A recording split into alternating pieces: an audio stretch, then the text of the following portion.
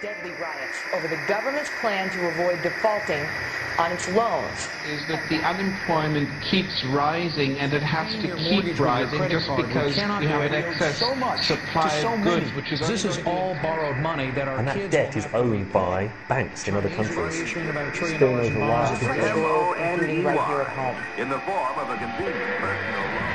A filter cigarette that delivers the taste, and 45 malt liquor. Are you hot? Quite some time ago, by a psychologist, America is sponsoring I first learned it from my grandmother. Now, my grandmother was a wonderful person. She taught me how to play the game Monopoly. She understood that the name of the game is to acquire. She would accumulate everything she could, and eventually she became the master of the board. And then she would always say the same thing to me. She'd look at me and she'd say, "One day, you'll learn to play the game." One summer, I played Monopoly almost every day, all day long. And that summer, I learned to play the game. I came to understand the only way to win is to make a total commitment to acquisition. I came to understand that money and possessions, that's the way that you keep score. And by the end of that summer, I was more ruthless than my grandmother. I was ready to bend the rules if I had to win that game. And I sat down with her to play that fall. I took everything she had. I watched her give her last dollar and quit in utter defeat. And then she had one more thing to teach me. Then she said, "Now it all goes back in the box." All those houses and hotels, all the railroads and utility companies, all that property and all that wonderful money. Now it all goes back in the box. None of it was really yours. You got all heated up about it for a while. But it was around a long time before you sat down at the board. And it will be here after you're gone. Players come and players go. Houses and cars, titles and clothes, even your body. Because the fact is that everything I clutch and consume and hoard is going to go back in the box, and I'm going to lose it all. You have to ask yourself, when you finally get the ultimate promotion, when you've made the ultimate purchase, when you buy the ultimate home, when you have stored up financial security and climbed the ladder of success to the highest rung you can possibly climb it, and the thrill wears off, and it will wear off, then what? How far do you have to walk down that road before you see where it leads? Surely you understand, it'll never be enough. So you have to ask yourself the question, what matters?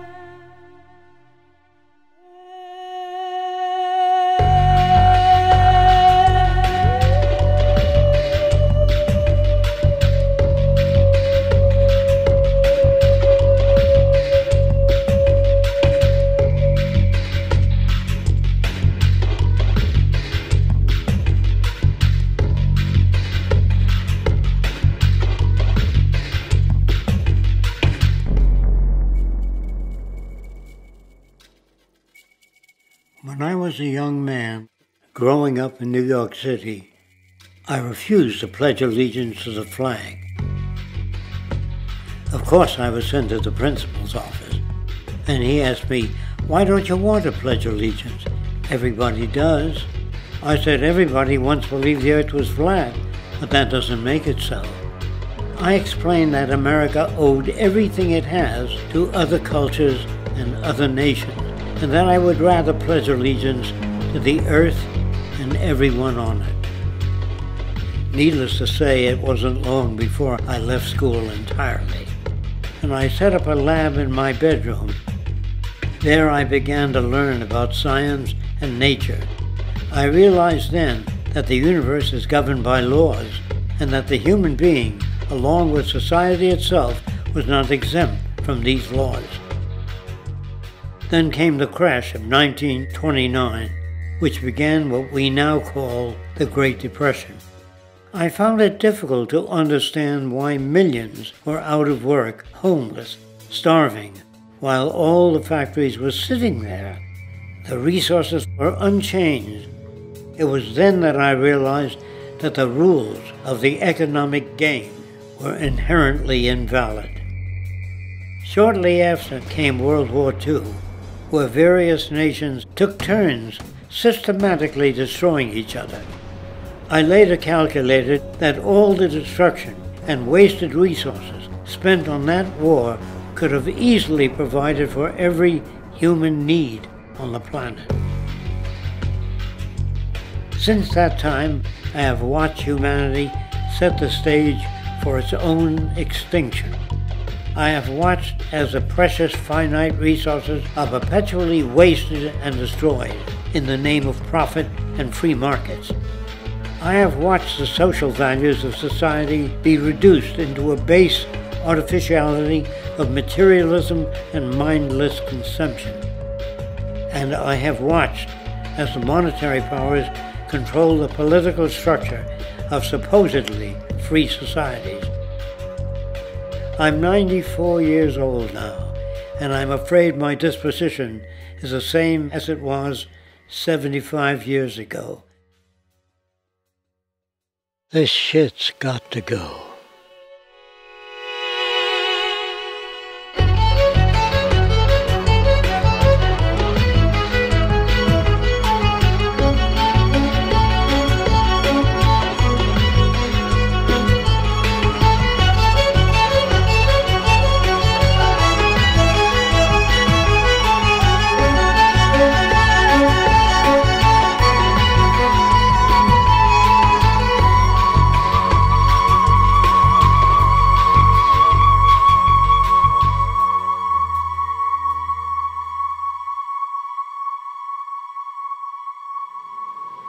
So you're a scientist, and somewhere along the way, hammered into your head is the inevitable nature versus nurture, and that's at least up there with Coke versus Pepsi or Greeks versus Trojans. So nature versus nurture, this by now utterly oversimplifying view of where influences on how a cell deals with an energy crisis, up to what makes us who we are on the most individualistic levels of personality.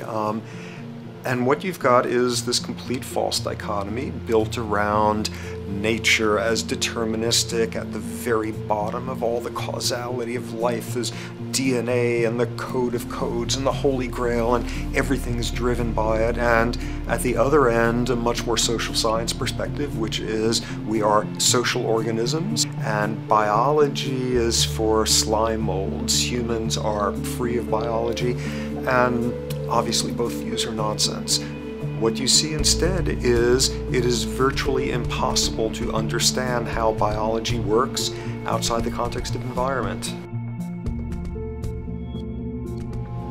One of the most crazy-making yet widespread and potentially dangerous notions is, oh, that behavior is genetic. Now, what does that mean? It means all sorts of subtle stuff if you sort of know modern biology, but for most people out there, what it winds up meaning is, a deterministic view of life, one rooted in biology and genetics, genes equal things that can't be changed. Genes equal things that are inevitable and that you might as well not waste resources trying to fix, might as well not put societal energies into trying to improve because it's inevitable, it's unchangeable. And that is sheer nonsense.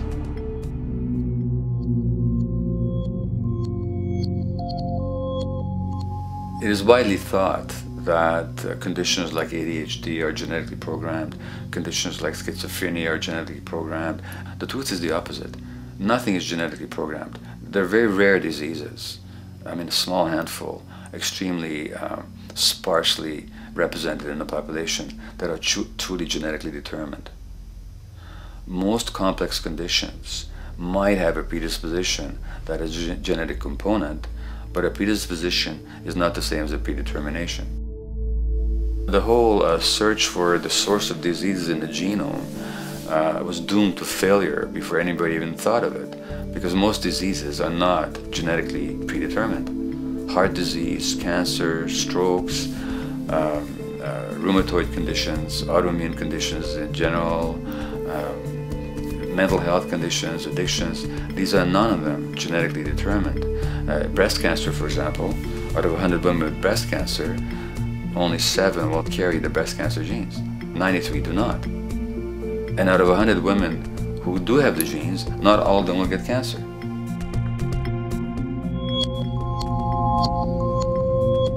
Genes are not just things that make us behave in a particular way regardless of our environment.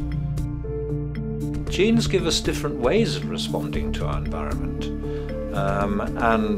In fact, it looks as if some of the early childhood influences of a kind of child rearing affects gene expression, actually turning on and off different genes to put you on a different developmental track, which may suit the kind of world you've got to deal with. So, for example, a study done in Montreal with suicide victims looked at autopsies of the brains of these people. And it turned out that if a suicide victim, these are usually young adults, had been abused as children, the abuse actually caused a genetic change in the brain that was absent in the brains of people who had not been abused. That's an epigenetic effect. Epi means on top of, so that the epigenetic influence is what happens environmentally to either activate or deactivate certain genes. In New Zealand, there's a study that was done in a town called Dunedin, in which a few thousand individuals were studied from birth up to into their 20s. What they found was that they could identify a genetic mutation, an abnormal gene, which did have some relation to the predisposition to commit violence, but only if the individual had also been subjected to severe child abuse. In other words, a child with this abnormal gene would be no more likely to be violent than anybody else, and in fact they actually had a lower rate of violence than people with normal genes, as long as they weren't abused as children. Great additional example of the ways in which genes are not be-all, end-all. Fancy technique where you can take a specific gene out of a mouse, that mouse and its descendants will not have that gene, you have knocked out that gene. So there's this one gene that codes for a protein that has something to do with learning and memory, and this fabulous demonstration, knock out that gene and you have a mouse that doesn't learn as well. Ooh, a genetic basis for intelligence. What was much less appreciated in that landmark study that got picked up by the media left and right is take those genetically impaired mice and raise them in a much more enriched, stimulating environment than your normal mice in a lab cage, and they completely overcame that deficit. So when one says in a contemporary sense that, oh, this behavior is genetic, to the extent that that's even a valid sort of phrase to use, what you're saying is there is a genetic contribution to how this organism responds to environment. Genes may influence the readiness with which an organism will deal with a certain environmental challenge. that's not the version most people have in their minds, and not to be too soapboxing, but run with the old sort of version of it's genetic and it's not that far from a history of eugenics and things of that sort. It's a widespread misconception, and it's a potentially fairly dangerous one. One reason that the sort of biological explanation for violence, one reason that hypothesis is potentially dangerous, it's not just misleading, it can really do harm, is because if you believe that, you could very easily say, well, there's nothing we can do to change the predisposition people have to becoming violent. All we can do if somebody becomes violent is punish them, lock them up or execute them. But we don't need to worry about changing the social environment or the social preconditions that may lead people to become violent, because that's irrelevant. The genetic argument allows us the luxury of ignoring past and present historical and social factors. And in the words of Louis Menand, he wrote in the New Yorker, very astutely, he said, "It's all in the genes, an explanation for the way things are that does not threaten the way things are. Why should someone feel unhappy or engage in antisocial behavior when that person is living in the freest and most prosperous nation on earth? It can't be the system. There must be a flaw in the wiring somewhere," which is a good way of putting it. So the genetic argument is simply a cop-out, which allows us to ignore the social and economic and political factors that in fact underlie many troublesome behaviors.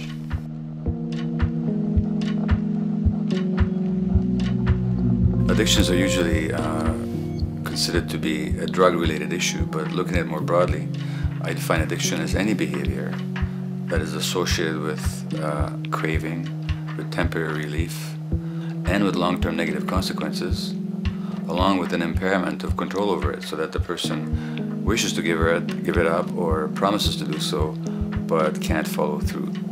And when you understand that, then you can see that there are many more addictions than simply those related to drugs. So there's workaholism, there's the addiction to shopping, to the internet, to video games. There's the addiction to power. People have power, but they want more and more and more. Nothing is ever enough for them. Acquisition, corporations that must own more and more. The addiction to oil, or at least to the wealth and to the products made accessible to us by oil.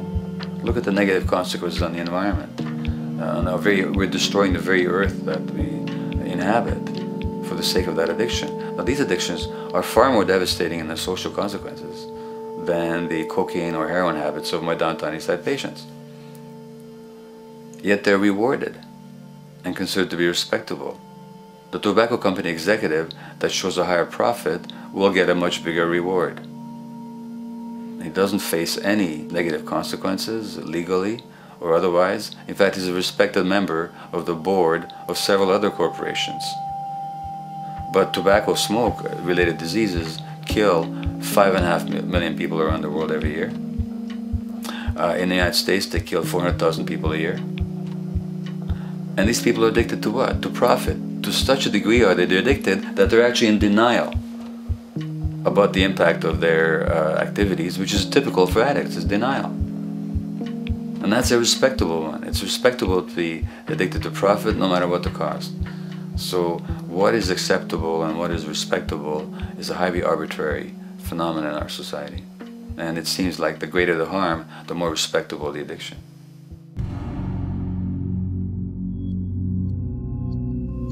There's a general myth that drugs in themselves are addictive. In fact, the war on drugs is predicated on the idea that if you interdict the sources of drugs, you can deal with addiction that way. Now, if we understand addiction in a broader sense, we see that nothing in itself is addictive. No substance, no drug is by itself addictive, and no behavior is by itself addictive. Many people can go shopping without becoming shopaholics. Not everybody becomes a food addict. Not everyone who drinks a glass of wine becomes an alcoholic. So the real issue is what makes people susceptible, because it's the combination of a susceptible individual and the potentially addictive substance or behavior that actually then makes for the full flowering of addiction. In short, it's not the drug that's addictive, it's the question of the susceptibility of the individual to being addicted to a particular substance or behavior. If we wish to understand what then makes some people susceptible, we actually have to look at their life experience. The old idea, although it's old, but it's still broadly held, that addictions are due to some genetic cause is simply scientifically untenable. What the case is actually is that certain life experiences make people susceptible. Life experiences that not only shape the person's personality and psychological needs, but also their very brains in certain ways. And that process begins in utero.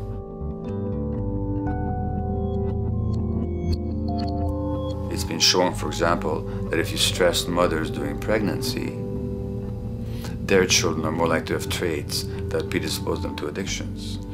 And that's because development is shaped by the psychological and social environment. So the biology of human beings is very much affected by and programmed by their life experiences beginning in utero. Environment does not begin at birth. Environment begins as soon as you have an environment. As soon as you are a fetus, you are subject to whatever information is coming through mom's circulations, hormones, levels of nutrients. Great landmark example of this, something called the Dutch hunger winter.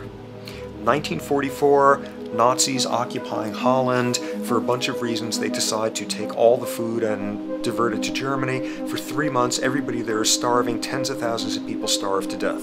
What the Dutch hunger winter effect is, if you were a second or third trimester fetus during the starvation, your body learned something very unique during that time. As it turns out, second, third trimester, something that your body is going about trying to learn about the environment is, well, how menacing of a place is it out there? How plentiful? How much nutrients am I getting by way of mom's circulation? Be a fetus who is starving during that time, and your body programs forever after to be really stingy with your sugar and fat, and what you do is you store every bit of it. Be a Dutch hunger winter fetus, and half a century later, everything else being equal, you are more likely to have high blood pressure, obesity, or metabolic syndrome. That is environment coming in a very unexpected place. You can stress animals in a laboratory when they're pregnant, and their offspring will be more likely to use cocaine and alcohol as adults. You can stress human mothers. For example, in a British study, women who are abused in pregnancy will have higher levels of the stress hormone cortisol in their placenta at birth, and their children are more likely to have conditions that predispose them to addictions by age 7 or 8. So in utero stress already prepares the ground for all kinds of mental health issues. Israeli study done prior on children born to mothers who were pregnant prior to the onset of the 1967 war. These women, of course, are very stressed, and their offspring have a higher incidence of schizophrenia than the average cohort. So there's plenty of evidence now that prenatal effects have a huge impact on the developing human being.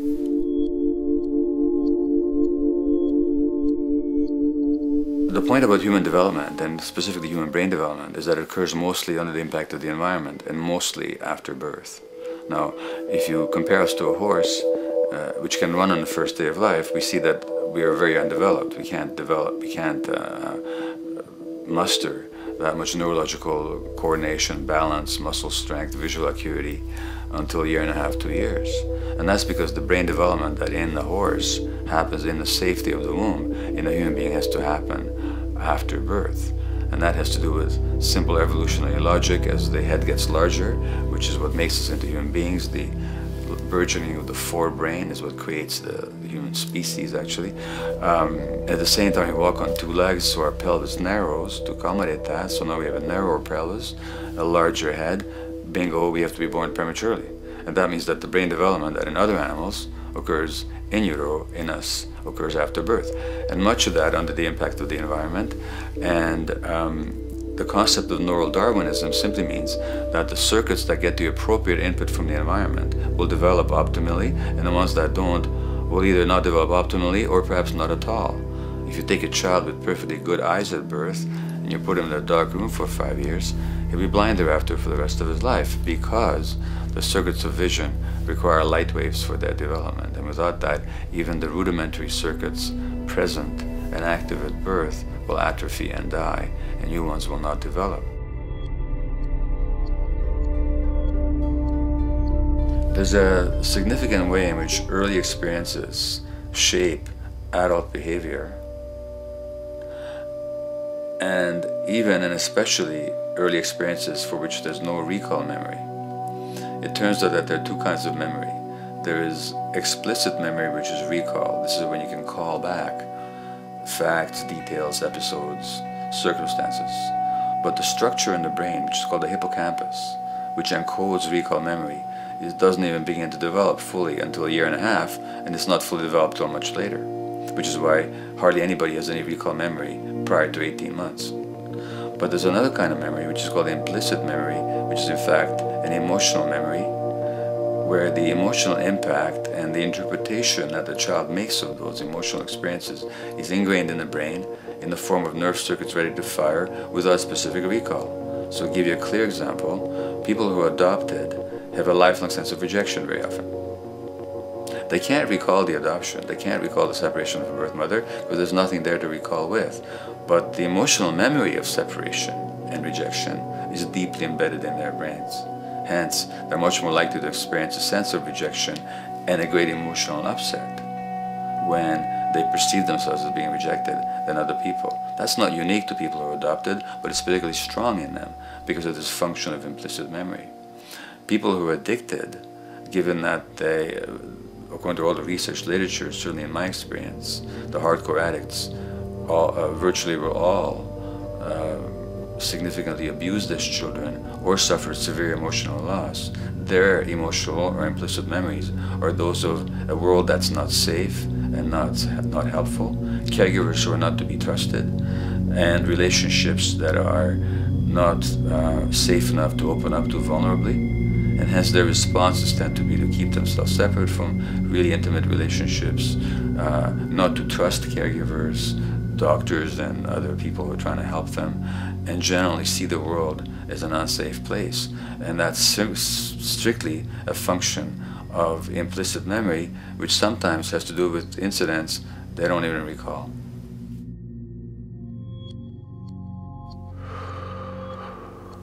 Infants who are born premature are often in incubators and various types of gadgetry and machinery for weeks and perhaps months. It's now known that if these children are touched and stroked on the back for just 10 minutes a day, that promotes their brain development.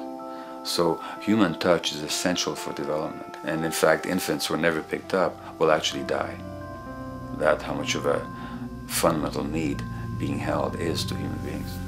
In our society, there's an unfortunate tendency to tell parents not to pick up their kids, not to hold them, not to pick up babies who are crying for fear of spoiling them, or to encourage them to sleep through the night. You don't pick them up, which is just the opposite of what the child needs.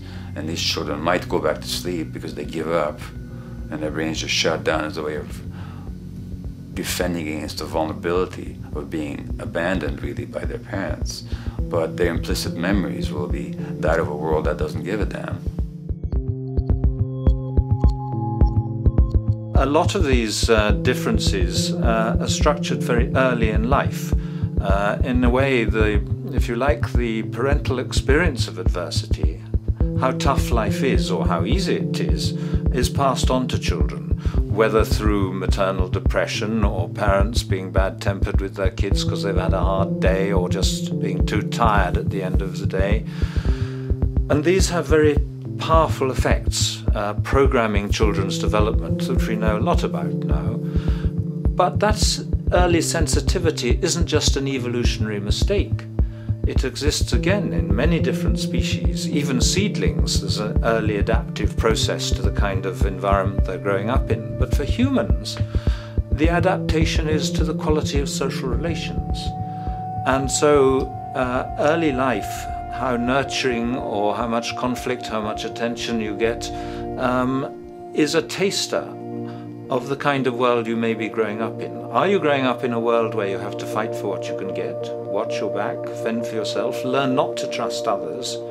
Or are you growing up in a society where you depend on reciprocity, mutuality, cooperation, where empathy is important, where your security depends on good relations with other people? And that needs a very different emotional and cognitive development. And that's what the early sensitivity is about.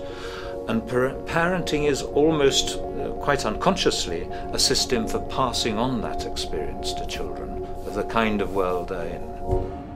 The great British child psychiatrist D.W. Winnicott said that fundamentally two things can go wrong in childhood. One is when things happen that shouldn't happen, and then things that should happen but don't. And the first category is the traumatic and abusive and abandonment experiences of my downtown East Side patients and of many addicts. That's what shouldn't happen but did. But then there is the non-stressed, attuned, non-distracted attention of the parent that every child needs, that very often children don't get. They're not abused, they're not neglected, and they're not traumatized. But what should happen, the presence of the emotionally available, nurturing parent, just is not available to them because of the stresses in our society and the parenting environment. And the psychologist Alan Shore calls that proximal abandonment, when the parent is physically present, but emotionally absent. I have spent, roughly the last 40 years of my life working with the most violent people our society produces, murderers, rapists, and so on, in an attempt to understand what causes this violence. I discovered that the most violent of the criminals in our prisons had themselves been victims of a degree of child abuse that was beyond the scale of what I ever thought of applying the term child abuse to. I had no idea of the depth of the depravity with which children in our society are all too often treated. The most violent people I saw were themselves the survivors of their own attempted murder, often at the hands of their parents or other people in their social environment, or were the survivors of family members who'd been killed, their closest family members, by other people. The Buddha argued that everything depends on everything else. He says the one contains the many and the many contains the one. That you can't understand anything in isolation from its environment. The leaf contains the sun, the sky, and the earth, obviously. This has not been shown to be true, of course, all around, and specifically when it comes to human development. The modern scientific term for it is the biopsychosocial nature of human development, which says that the biology of human beings depends very much on their interaction with the social and psychological environment. And specifically, the psychiatrist and researcher Daniel Siegel at the University of California, Los Angeles, UCLA, has coined the phrase interpersonal neurobiology, which means to say that the way that our nervous system functions depends very much on our personal relationships. In the first place with the parenting caregivers, and in the second place with other important attachment figures in our lives, and in the third place with our entire culture. So that you can't separate the neurological functioning of a human being from the environment in which he or she grew up in and continues to exist in. And this is true throughout the life cycle. It's particularly true when you're dependent and helpless and your brain is developing, but it's true even in adults and even at the end of life. Human beings have lived in almost every kind of society, from the most egalitarian, hunting and gathering societies seem to have been very egalitarian, for instance based on food sharing, gift exchange. Small bands of people living predominantly off of foraging, but a little bit of hunting. Predominantly among people you have at the least known your entire life, if not surrounded by third cousins or closer, in a world in which there is a great deal of fluidity between different groups, in a world in which there is not a whole lot in terms of material culture. This is how humans have spent most of their hominid history. And no surprise, that makes for a very different world. One of the things you get as a result of that is far less violence. organized group violence is not something that occurred at that time of human history, and that seems quite clear. So where did we go wrong? Violence is not universal. It's not symmetrically distributed throughout the human race. There is a huge variation in the amount of violence in different societies. There are some societies that have virtually no violence. There are others that destroy themselves. Some of the Anabaptist religious groups that are complete, strict pacifists, like the Amish, the Mennonites, the Hutterites. Among some of these groups, the Hutterites, there are no recorded cases of homicide. During our major wars, like World War II, where people were being drafted, they would refuse to serve in the military. They would go to prison rather than serve in the military. In the kibbutzim in Israel, the level of violence is so low that the criminal courts there will often send violent offenders, people who have committed crimes, to live on the kibbutzim in order to learn how to live a nonviolent life, because that's the way people live there. So we are amply shaped by society. Our societies in the broader sense, including our theological, our metaphysical, our linguistic influences, etc., our societies help shape us as to whether or not we think life is basically about sin or about beauty, whether the afterlife will carry a price for how we live our lives or if it's irrelevant. In a broad sort of way, different large societies could be termed as individualistic or collectivist, and you get very different people and different mindsets, and I suspect different brains coming along with that. We in America are in one of the most individualistic of societies, and capitalism being a system that allows you to go higher and higher up a potential pyramid, and the deal is it comes with fewer and fewer safety nets. By definition, the more stratified a society is, the fewer people you have as peers, the fewer people with whom you have symmetrical, reciprocal relationships, and instead all you have are differing spots and endless hierarchies. And a world in which you have few reciprocal partners is a world with a lot less altruism.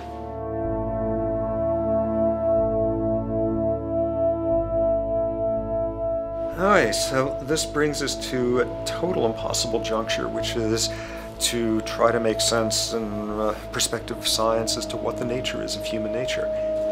You know, on a certain level, the nature of our nature is not to be particularly constrained by our nature. We come up with more social variability than any species out there, more systems of belief, of styles of family structures, of ways of raising children. The capacity for variety that we have is extraordinary.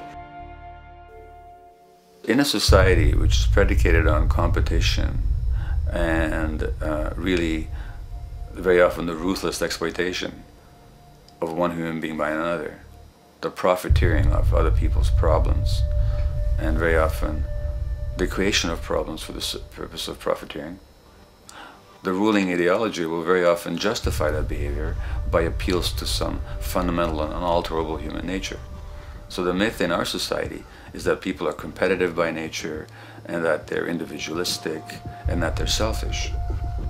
The real reality is quite the opposite.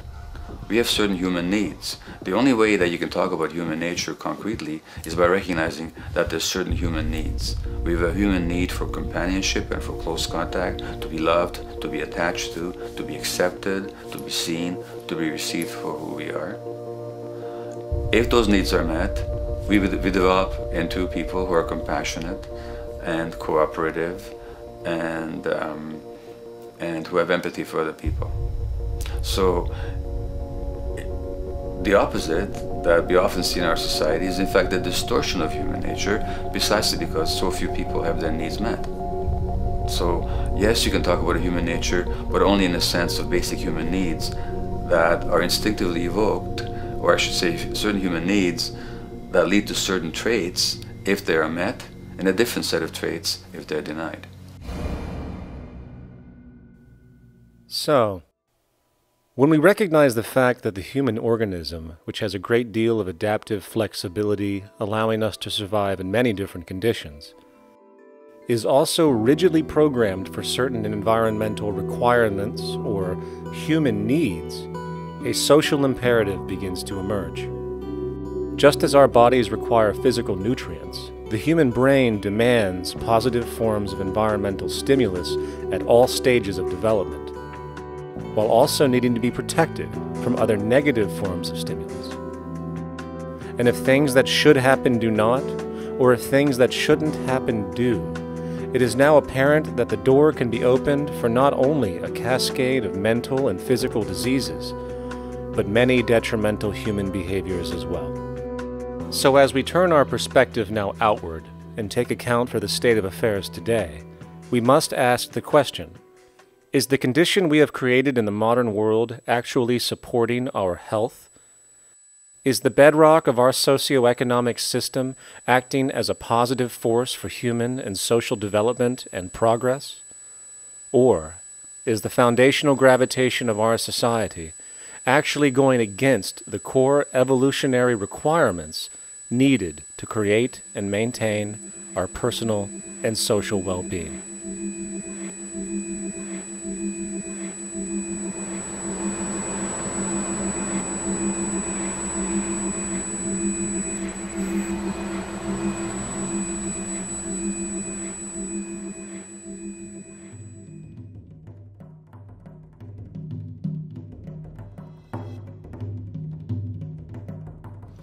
So one might ask, where did this all begin? What we have today, really a world in a state of cumulative collapse. You get it started with John Locke. And John Locke introduces property, and he has three provisos for just private right and property. And the three provisos are that there must be enough left over for others, and that you must not let it spoil, and that you, most of all, must mix your labor with it. It seems justified. You mix your labor with the world, then you're entitled to the product, and as long as there's enough left over for others, and as long as it doesn't spoil, you don't allow anything to go to waste, that's okay. Well, he spends a long time of his famous treatise of government, and it's since been the canonical text for economic and political and legal understanding. It's still a classic text of study. Well, what he did is, after he gives the provisos, and you're almost thinking at the time whether you're for private property or not, he's given a very good and plausible and powerful defense of private property here.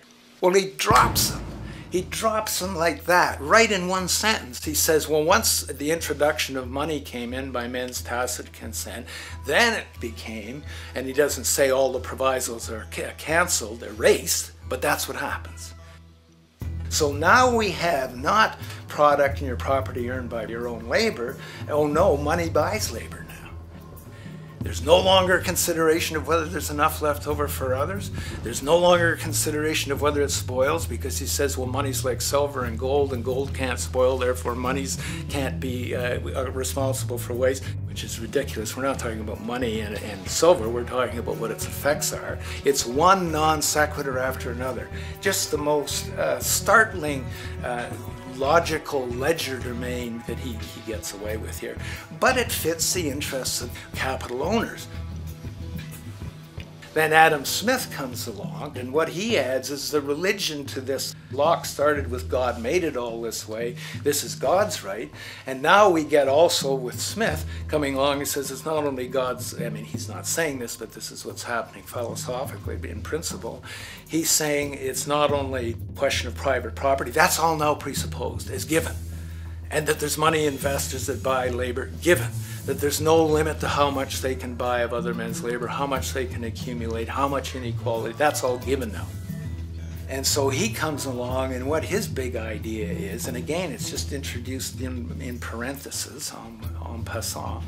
You know, when people put out the goods for sale and others, you know, the supply, and other people buy them with the demand and so forth, how do we have supply equaling demand or demand equaling supply? How can they come into equilibrium? And that is one of the central notions of economics, is how do they come into equilibrium? And he says it's the invisible hand of the market. that brings them into equilibrium. So now we have God is actually immanent. He just didn't give the rights to property and how, you know, all its wherewithal and its natural rights of doing all that Locke said. Now we have the system itself as God. In fact, Smith says, when he talks, and you'll never find this quote again, you have to read the whole of the Inquiry into the Wealth of Nations. He says, the scantiness of subsistence sets limits to the reproduction of the poor, and that nature can deal with this in no other way than elimination of their children. So he anticipated evolutionary theory in the worst sense applied. This is well before Darwin. And so he called them the race of laborers. So you can see there was inherent racism built in here. There was an inherent acceptance, life blindness to kill innumerable children. And he thought, well, that's the invisible hand making supply meet demand and demand meet supply. So see how wise God is. So you can see a lot of the really virulent, life-destructive, eco-genocidal things that are going on now have, in a way, a thought gene back in Smith too. When we reflect on the original concept of the so-called free market capitalist system, as initiated by early economic philosophers such as Adam Smith, we see that the original intent of a market was based around real, tangible, life-supporting goods for trade. Adam Smith never fathomed that the most profitable economic sector on the planet would eventually be in the arena of financial trading, or so-called investment, where money itself is simply gained by the movement of other money in an arbitrary game which holds zero productive merit to society. Yet, regardless of Smith's intent, the door for such seemingly anomalous advents was left wide open by one fundamental tenet of this theory. Money is treated as a commodity in and of itself. Today, in every economy of the world, regardless of the social system they claim, money is pursued for the sake of money and nothing else. The underlying idea, which was mysteriously qualified by Adam Smith with his religious declaration of the invisible hand, is that the narrow, self-interested pursuit of this fictional commodity will somehow magically manifest human and social well-being and progress. The reality is that the monetary incentive interest, or what some have termed the money sequence of value, has now completely decoupled from the foundational life interest, which could be termed the life sequence of value. What has happened is that there's a complete confusion in economic doctrine between those two sequences. They think that the money sequence of value delivers the life sequence of value, and that's why they say if more goods are sold, if GDPs rise and so forth, therefore there'll be more well-being, enhanced well-being. We take the GDP to be basically our indicator of social health. Well, there you see the confusion. It's talking about money sequences of value, that is all the receipts, all the revenues that are derived from selling goods, and they're confusing that with life reproduction, so that you have built right into this thing from the beginning is a complete conflation of the money and life sequences of value. So we're dealing with a kind of structured delusion that becomes more and more deadly as the money sequence decouples from producing anything at all. So it's a system disorder, and the system disorder seems to be fatal.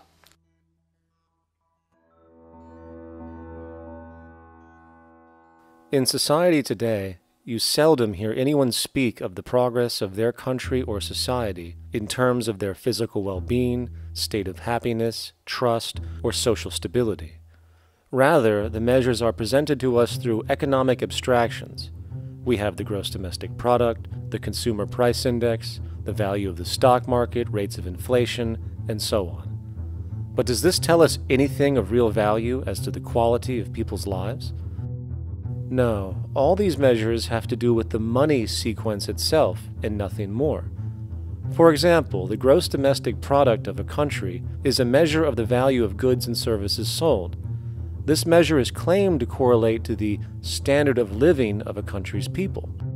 In the United States, healthcare accounted for over 17% of GDP in 2009, amounting to over $2.5 trillion spent, hence creating a positive effect on this economic measure. And based on this logic, it would be even better for the U.S. economy if healthcare services increased more so, perhaps to $3 trillion or $5 trillion, since that would create more growth, more jobs, and hence boasted by economists as a rise in their country's standard of living. But wait a minute, what do healthcare services actually represent? Well, sick and dying people. That's right, the more unhealthy people there are in America, the better the economy. Now, that is not an exaggeration or a cynical perspective. In fact, if we step back far enough, you will realize that the GDP not only doesn't reflect real public or social health on any tangible level, it is, in fact, mostly a measure of industrial inefficiency and social degradation. And the more you see it rise, the worse things are becoming with respect to personal, social, and environmental integrity. You have to create problems to create profit. There is no profit under the current paradigm in saving lives, putting balance on this planet, having justice and peace or anything else. There's just no profit there. There's an old saying, pass a law, create a business, whether you're creating a business for a lawyer or whatever. So, crime does create business, just like destruction creates business in Haiti. We have now roughly 2 million people incarcerated in this country, and of those, many of them are in prisons run by private corporations, Corrections Corporation of America, Wackenhut, who trade their stock on Wall Street based upon how many people are in jail. Now that's sickness, but that is a reflection of what this economic paradigm calls for. So what exactly does this economic paradigm call for? What is it that keeps our economic system going? Consumption. Or more accurately, cyclical consumption. When we break down the foundation of classic market economics, we are left with a pattern of monetary exchange that simply cannot be allowed to stop or even substantially slowed, if the society as we know it is to remain operational. There are three main actors on the economic stage: the employee, the employer, and the consumer. The employee sells labor to the employer for income. The employer sells its production services and hence goods to the consumer for income. And the consumer, of course, is simply another role of the employer and employee, spending back into the system to enable the cyclical consumption to continue. In other words, the global market system is based on the assumption that there will always be enough product demand in society to move enough money around at a rate which can keep the consumption process going. And the faster the rate of consumption, the more so-called economic growth is assumed, and so the machine goes. But hold on, I thought an economy was meant to, economize? Doesn't the very term have to do with preservation and efficiency and a reduction of waste? So how does our system, which demands consumption and the more the better, efficiently preserve or economize at all? Well, it doesn't. The intent of the market system is, in fact, the exact opposite of what a real economy is supposed to do, which is efficiently and conservatively orient the materials for production and distribution of life-supporting goods. We live on a finite planet with finite resources, where, for example, the oil we utilize took millions of years to develop, where the minerals we use took billions of years to develop. So, having a system that deliberately promotes the acceleration of consumption for the sake of so-called economic growth is pure ecocidal insanity. Absence of waste, that's what efficiency is. Absence of waste. This system is more wasteful than all the other existing systems in the history of the planet. Every level of life organization and life system is in a state of crisis and challenge and decay or collapse. No peer-reviewed journal in the last 30 years will tell you anything different. That is that every life system is in decline, as well as social programs, as well as our water access. Try to name any means of life that isn't threatened and in danger. You can't. There really isn't one, and that's very, very despairing. But we haven't even figured out the causal mechanism. We don't want to face the causal mechanism. We just want to go on, you know, that's what insanity is, where you keep doing the same thing over and over again, though it clearly doesn't work. So you're really dealing with not an economic system, but I would go so far as to say an anti-economic system. There's an old saying that the competitive market model seeks to create the best possible goods at the lowest possible prices. This statement is essentially the incentive concept, which justifies market competition based on the assumption that the result is the production of higher quality goods. If I was going to build myself a table from scratch, I would naturally build it out of the best, most durable materials possible, right? With the intent for it to last as long as possible. Why would I want to make something poor, knowing I would have to eventually do it again and expend more materials and more energy? Well, as rational as that may seem in the physical world, when it comes to the market world, it is not only explicitly irrational, it is not even an option. It is technically impossible to produce the best of anything if a company is to maintain a competitive edge and hence remain affordable to the consumer. Literally everything created and set for sale in the global economy is immediately inferior the moment it is produced, for it is a mathematical impossibility to make the most scientifically advanced, efficient, and strategically sustainable products. This is due to the fact that the market system requires that cost efficiency, or the need to reduce expenses, exist at every stage of production, from the cost of labor to the cost of materials and packaging, and so on. This competitive strategy, of course, is to make sure the public buys their goods rather than from a competing producer, which is doing the exact same thing to also make their goods both competitive and affordable. This immutably wasteful consequence of the system could be termed intrinsic obsolescence. However, this is only one part of a larger problem. A fundamental governing principle of market economics, one that you will not find in any textbook, by the way, is the following. Nothing produced can be allowed to maintain a lifespan longer than what can be endured in order to continue cyclical consumption. In other words, it is critical that stuff break down, fail, and expire within a certain amount of time. This is termed planned obsolescence. Planned obsolescence is the backbone of the underlying market strategy of every goods-producing corporation in existence.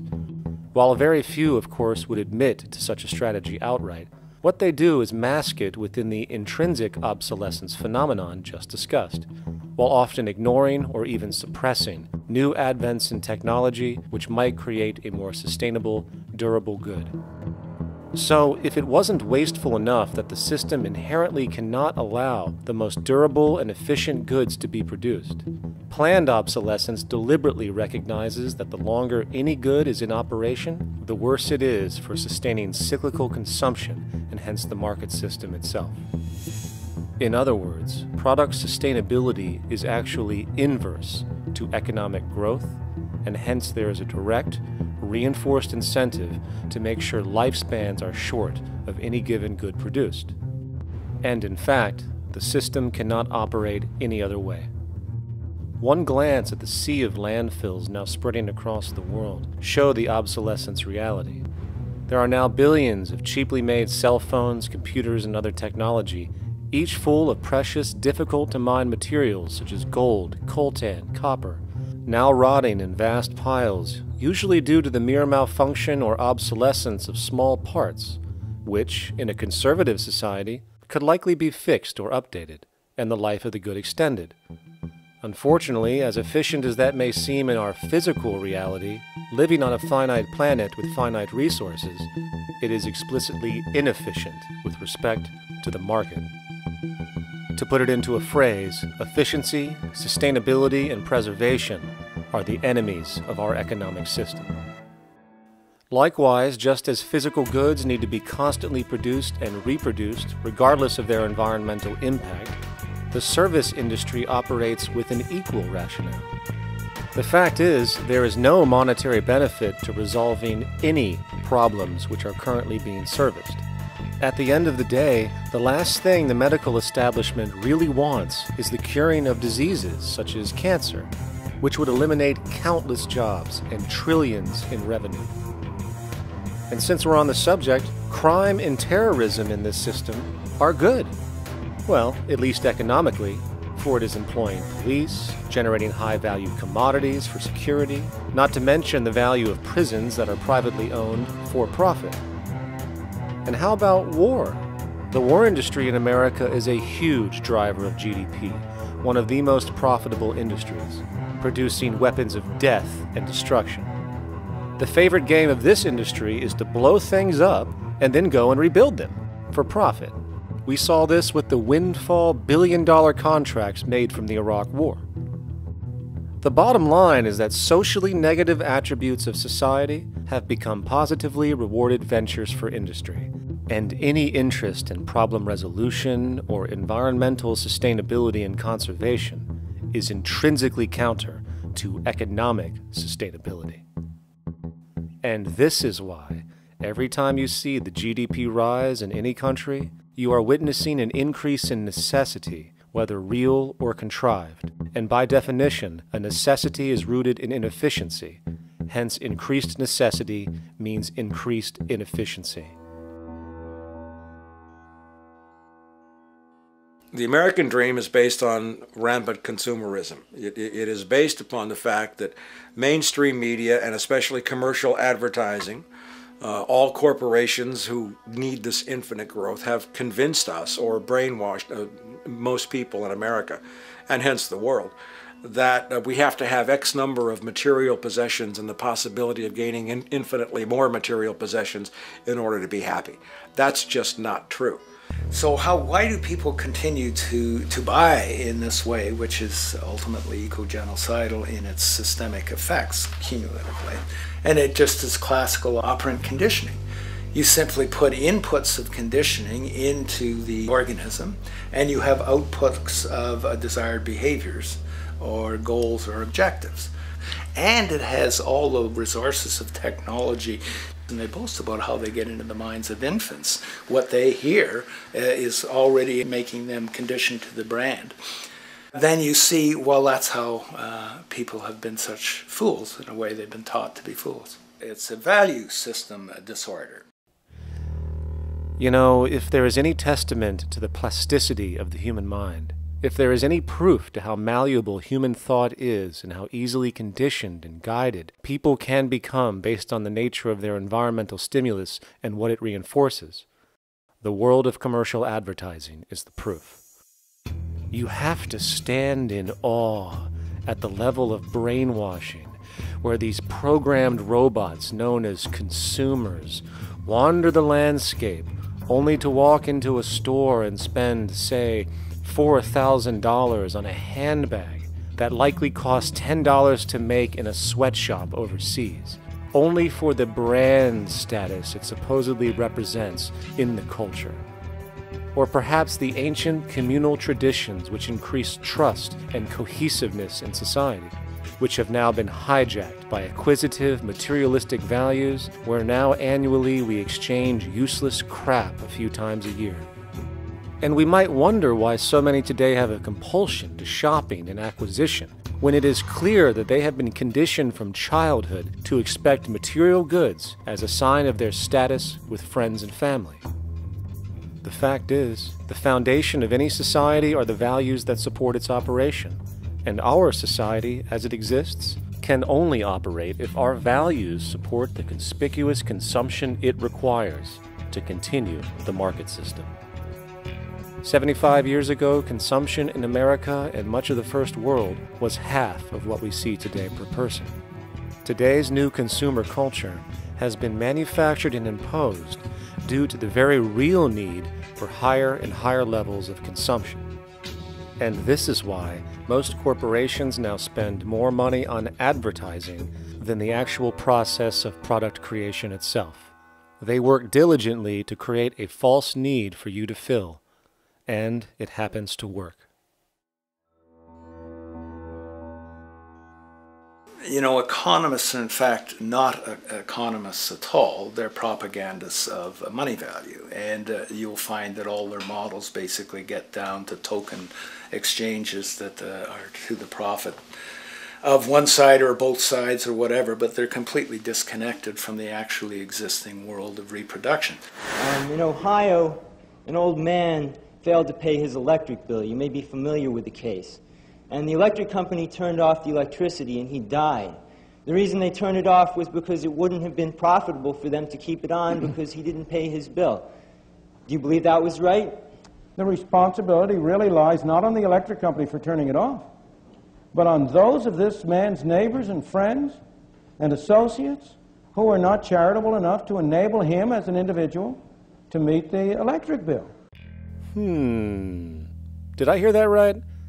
Did he just say the death of a man caused by not having money was the responsibility of other people, or in effect charity? Well then, I guess we're going to need a whole lot of infomercials, little miserable coin slot donations for bodega counters, and a bunch of pickle jars for the billion people now starving to death on this planet because of the very system Milton Friedman promotes.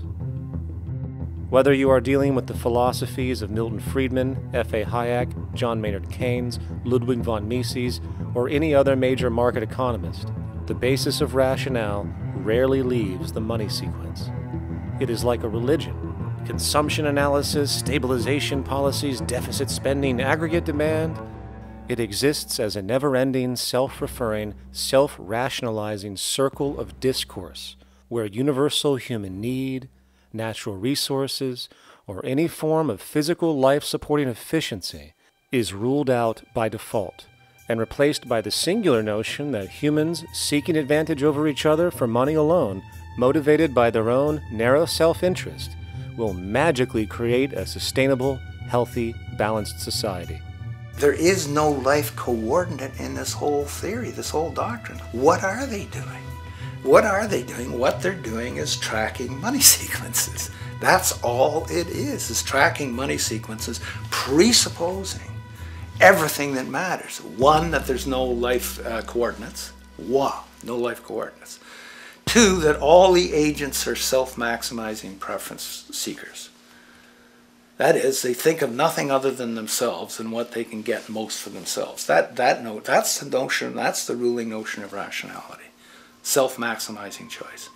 And the only thing that they're interested in self-maximizing is money or commodities.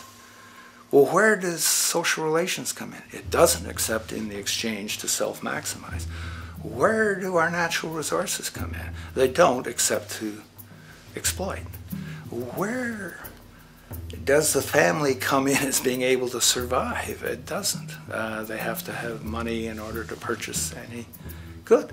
Well, shouldn't an economy deal somewhere with human need? Isn't that what the fundamental issue is, to satisfy human needs? Oh, need isn't even in your lexicon.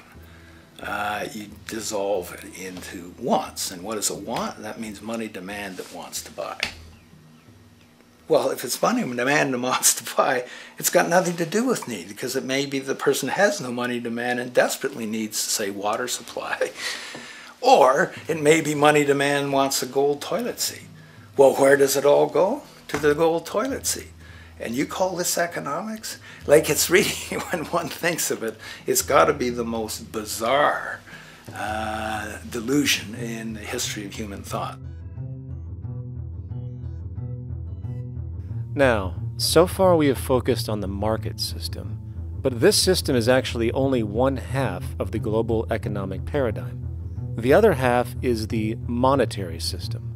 While the market system deals with the interaction of people gaming for profit across the spectrum of labor, production, and distribution, the monetary system is an underlying set of policies set by financial institutions which create conditions for the market system, among other things.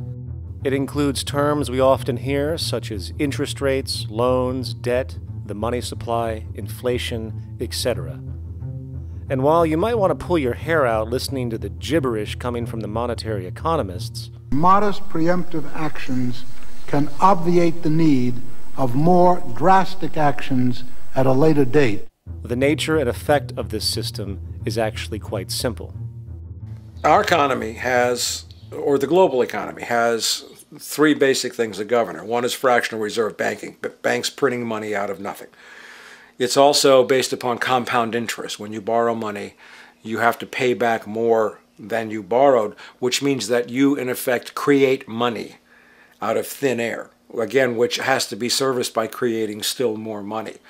We live in an infinite growth paradigm. The economic paradigm we live in now is a Ponzi scheme. It's nothing grows forever. It's not possible. As the great psychologist James Hillman wrote, the only thing that grows in a human body after a certain age is cancer. It's not just the amount of money that has to keep growing, it's the amount of consumers. Consumers to borrow money at interest to generate more money, and obviously that's not possible on a finite planet. People are basically vehicles to just create money, which must create more money to keep the whole thing from falling apart, which is what's happening right now. There are really only two things anyone needs to know about the monetary system. 1. All money is created out of debt. Money is monetized debt, whether it materialized from treasury bonds, home loan contracts, or credit cards. In other words, if all outstanding debt was to be repaid right now, there would not be $1 in circulation. And 2, interest is charged on virtually all loans made, and the money needed to pay back this interest does not exist in the money supply outright. Only the principal is created by the loans, and the principal is the money supply. So, if all this debt was to be repaid right now, not only would there not be $1 left in circulation, there would also be a gigantic amount of money owed that is literally impossible to pay back, for it does not exist. The consequence of all of this is that two things are inevitable: inflation and bankruptcy. As far as inflation, this can be seen as an historical trend in virtually every country today, and easily tied to its cause, which is the perpetual increase of the money supply, which is required to cover the interest charges and keep the system going. As far as bankruptcy, it comes in the form of debt collapse. This collapse will inevitably occur with a person, a business, or a country, and typically happens when the interest payments are no longer possible to make. But there is a bright side to all of this. Well, at least in terms of the market system, because debt creates pressure. Debt creates wage slaves. A person in debt is much more likely to take a low wage than a person who isn't, hence becoming a cheap commodity. So it's great for the corporations to have a pool of people that have no financial mobility. But hey, that same train of thought also goes for entire countries. The World Bank and the International Monetary Fund, which mostly serve as proxies for transnational corporate interests, give gigantic loans to troubled countries at very high interest rates, and then, once the countries are deeply in the hole and can't pay, austerity measures are applied, the corporations swoop in, set up sweatshops, and take their natural resources. Now that's market efficiency. But wait, there's more. You see, there's this unique hybrid of the monetary and market system called the stock market, which rather than, actually produce anything real, they just buy and sell money itself. And when it comes to debt, you know what they do? That's right, they trade it. They actually buy and sell debt for profit, from credit default swaps and collateralized debt obligations for consumer debt, to complex derivative schemes used to mask the debt of entire countries, such as the collusion of investment bank Goldman Sachs in Greece, which nearly collapsed the entire European economy. So when it comes to the stock market and Wall Street, we have an entirely new level of insanity born out of the money sequence of value. All you need to know about markets was written in an editorial in the Wall Street Journal a couple years ago. It was called Lessons of the Brain-Damaged Investor. And in this editorial, they explain why people with slight brain damage do better as investors than people with normal brain functionality. Why? Because the slightly brain damaged person has no empathy. And that's the key. If you don't have any empathy, you do well as an investor. And so Wall Street breeds people who have no empathy, to go in there and to make decisions and make trades that they have no compunction about and no thought whatsoever as to what they're doing might affect their fellow human being. So they breed these robots, these people who have no souls. And since they don't even want to pay these people anymore, they're now breeding robots, real algorithmic traders. Goldman Sachs and the high-frequency trading scandal. They put a computer next to the exchange, the New York Stock Exchange. This computer, this co-located computer, as they call it, it front-runs all the trades on the exchange, and it hits the exchange with volumes of orders in ways that scout pennies and nickels away from the exchange. It's like they're siphoning money all day long. They went one quarter last year, 30 or 60 straight days without a single down day and made millions of dollars every single day. Is that because, well, that's statistically impossible. When I worked on Wall Street, the way it works is everyone kicks upstairs the bribes. The brokers bribe to the office manager bribes to the regional sales manager sales manager bribes to the national sales manager. It's a common understanding. At Christmas, who gets the biggest bonus at Christmas in an average brokerage office? The compliance officer. The compliance officer sits there all day long. He's supposed to be making sure you don't violate any of the margin rules and you're complying with the law. Of course, yeah, to the extent that you can bribe the compliance officer, yeah, that's right, you are complying with the law. So how does fraud has become the system? It's no longer a byproduct. It is the system. You know, it's like that old Woody Allen joke. He says, "Doctor, my brother thinks he's a chicken." And the doctor says, "Take a pill, and that should cure the problem." And he says, "No, doctor, you don't understand. We need the eggs." Okay? So the trading of fraudulent claims back and forth between banks to generate fees, to generate bonuses, has become the GDP producing growth engine of the United States economy. Even though they're essentially trading fraudulent claims that there's absolutely no hope of ever paying back. They're processing and generating and resecuritizing nothing. If I write $20 billion on a cocktail napkin and I sell it to JP Morgan, while JP Morgan writes $20 billion on a cocktail napkin, and we swap those two cocktail napkins at a bar, and we each pay ourselves 1/4% in a fee, we make a lot of money for our Christmas bonus. We each have on our books a $20 billion cocktail napkin, which has no real value until such time as the system is no longer able to absorb bogus cocktail napkins, in which case we go to the government to get bailed out. And because of Wall Street and the global stock market, there are now conservatively about $700 trillion of outstanding fraudulent claims known as derivatives, still waiting to collapse, a value amounting to over 10 times the gross domestic product of the entire planet. And while we have seen the bailouts of corporations and banks by governments, which of course comedically borrow their money from banks to begin with, we are now seeing attempts to bail out whole countries by conglomerates of other countries through the international banks. But how do you bail out a planet? There is no country out there that isn't now saturated in debt. The cascade of sovereign debt defaults we have seen can only be the beginning when the math is taken into account.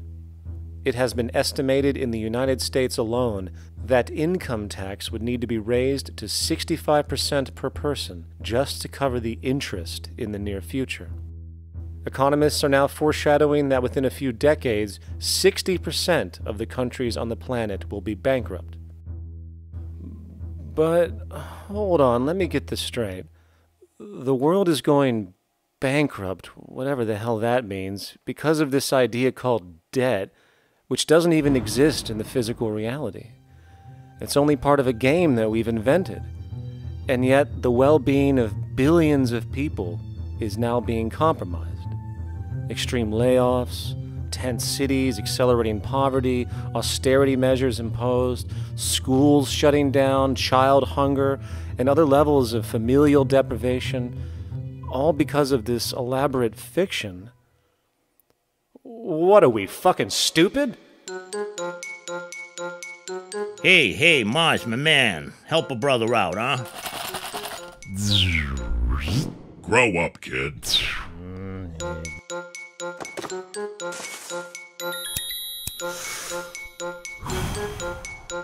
Saturn, what's up, man?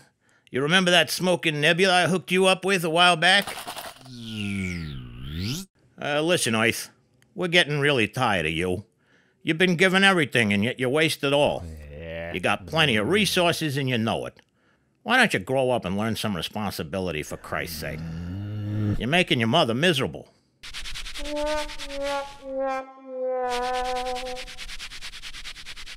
You're on your own, pal. Yeah, whatever.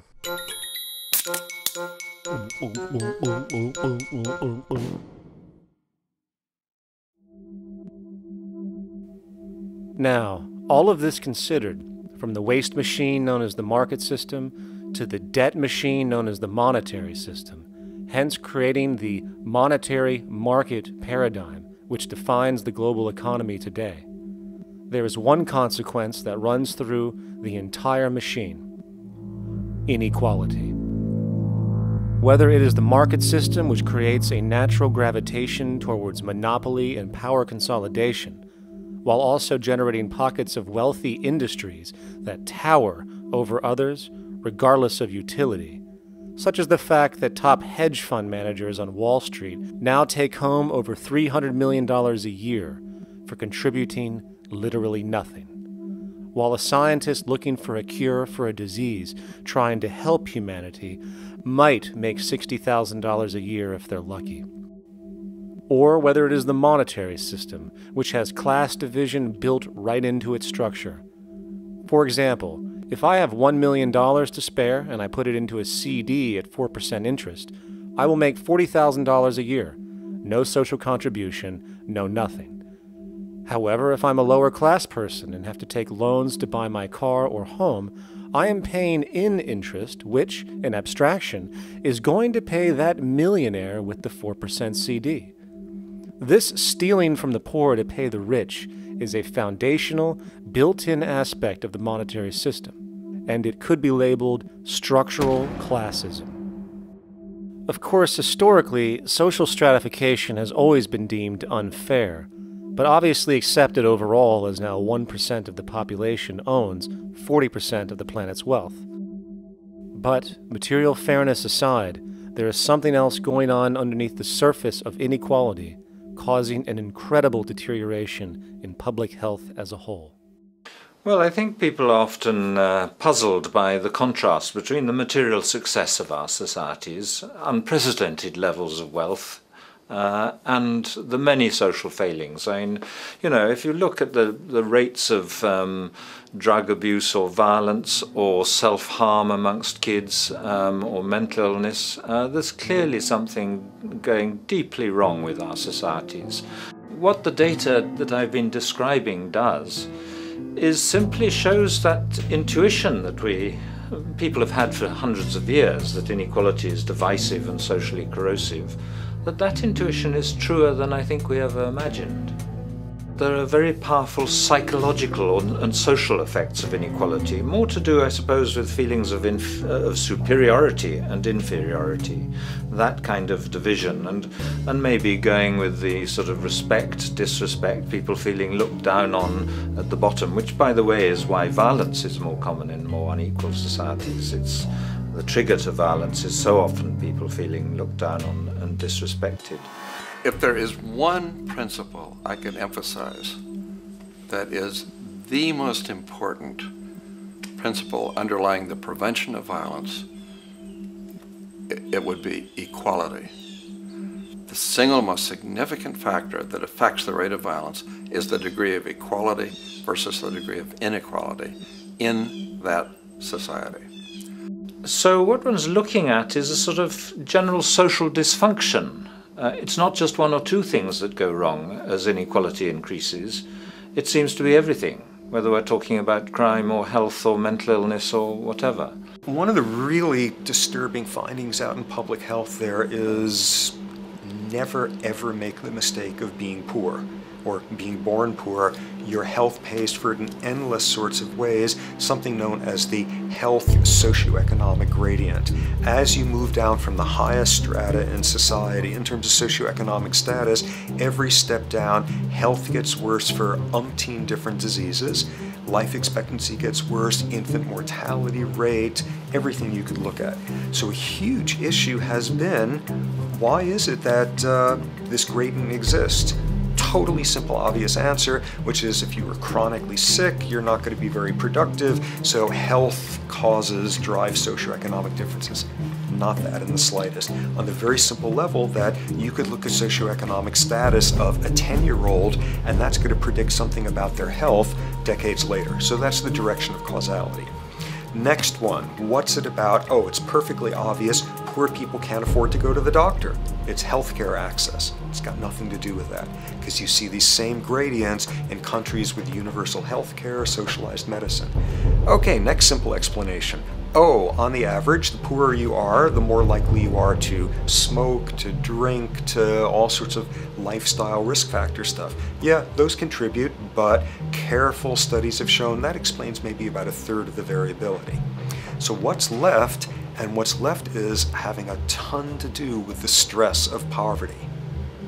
So the poorer you are, starting off being, the person who's $1 income behind Bill Gates, the poorer you are in this country, on the average, the worse your health is. This tells us something really important. The health connection with poverty, it's not about being poor, it's about feeling poor. Increasingly, we recognize that chronic stress is an important influence on health, but the most important sources of stress are the quality of social relations. And if there is anything that lowers the quality of social relations, it is the socioeconomic stratification of society. What science has now shown is that regardless of material wealth, the stress of simply living in a stratified society leads to a vast spectrum of public health problems. And the greater the inequality, the worse they become. Life expectancy, longer in more equal countries. Drug abuse, less in more equal countries. Mental illness, less in more equal countries. Social capital, meaning the ability of people to trust each other, naturally greater in more equal countries. Educational scores, higher in more equal countries. Homicide rates, less in more equal countries. Crime and rates of imprisonment, less in more equal countries. It goes on and on. Infant mortality, obesity, teen birth rate, less in more equal countries. And perhaps most interesting, innovation, greater in more equal countries, which challenges the age-old notion that a competitive, stratified society is somehow more creative and inventive. Moreover, a study done in the UK called the Whitehall Study confirmed that there is a social distribution of disease as you go from the top of the socioeconomic ladder to the bottom. For example, it was found that the lowest rungs of the hierarchy had a 4-fold increase of heart disease-based mortality compared to the highest rungs. And this pattern exists irrespective of access to health care. Hence, the worse a person's relative financial status, the worse their health is going to be on average. This phenomenon is rooted in what could be termed psychosocial stress, and it is at the foundation of the greatest social distortions plaguing our society today. Its cause? The monetary market system. Make no mistake, the greatest destroyer of ecology, the greatest source of waste and depletion and pollution, the greatest purveyor of violence, war, crime, poverty, animal abuse, and inhumanity, the greatest generator of social and personal neuroses, mental disorders, depression, anxiety, not to mention the greatest source of social paralysis, stopping us from moving into new methodologies for personal health, global sustainability, and progress on this planet, is not some corrupt government or legislation, not some rogue corporation or banking cartel, not some flaw of human nature, and not some secret hidden cabal that controls the world. It is, in fact, the socio-economic system itself at its very foundation.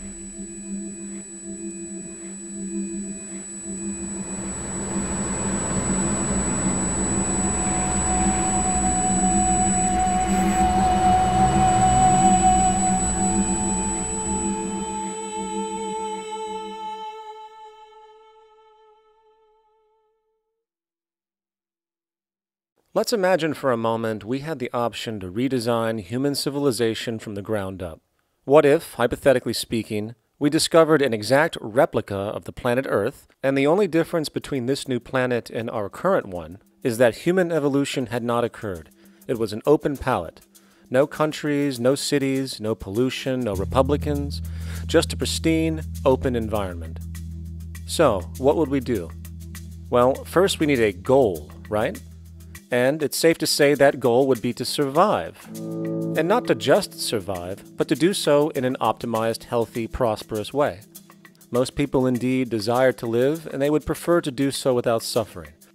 Therefore, the basis of this civilization needs to be as supportive and hence sustainable for human life as possible, taking into account the material needs of all the world's people, while trying to remove anything that could hurt us in the long run. That goal of, say, maximum sustainability understood, the next question regards our method. What kind of approach do we take? Well, let's see.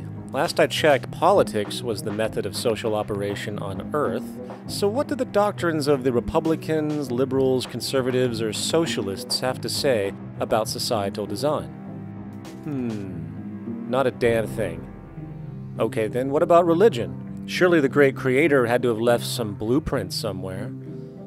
No, nothing I can find. Okay then, so what's left?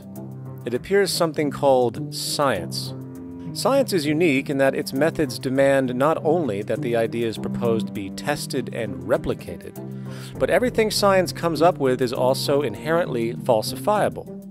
In other words, unlike religion and politics, science has no ego, and everything it suggests accepts the possibility of being proven wrong eventually. It holds on to nothing and evolves constantly. Well, that sounds natural enough to me. So then, based on the current state of scientific knowledge in the early 21st century, along with our goal of maximum sustainability for the human population, how do we begin the actual process of construction? Well, the first question to ask, what do we need to survive?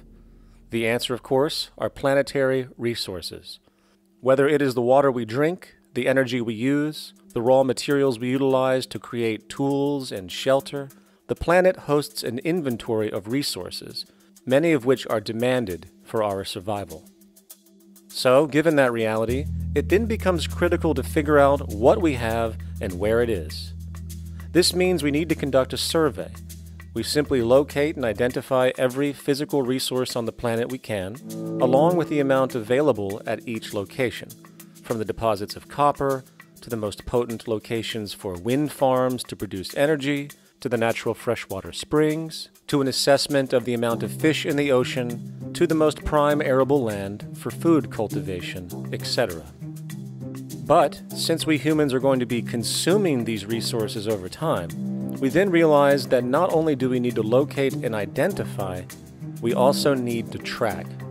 We need to make sure we don't run out of any of this stuff. That would be bad.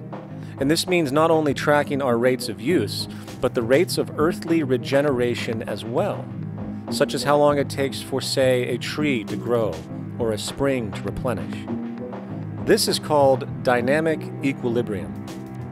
In other words, if we use up trees faster than they can be grown back, we have a serious problem, for it is unsustainable. So then, how do we track this inventory, especially when we recognize that all of this stuff is scattered everywhere?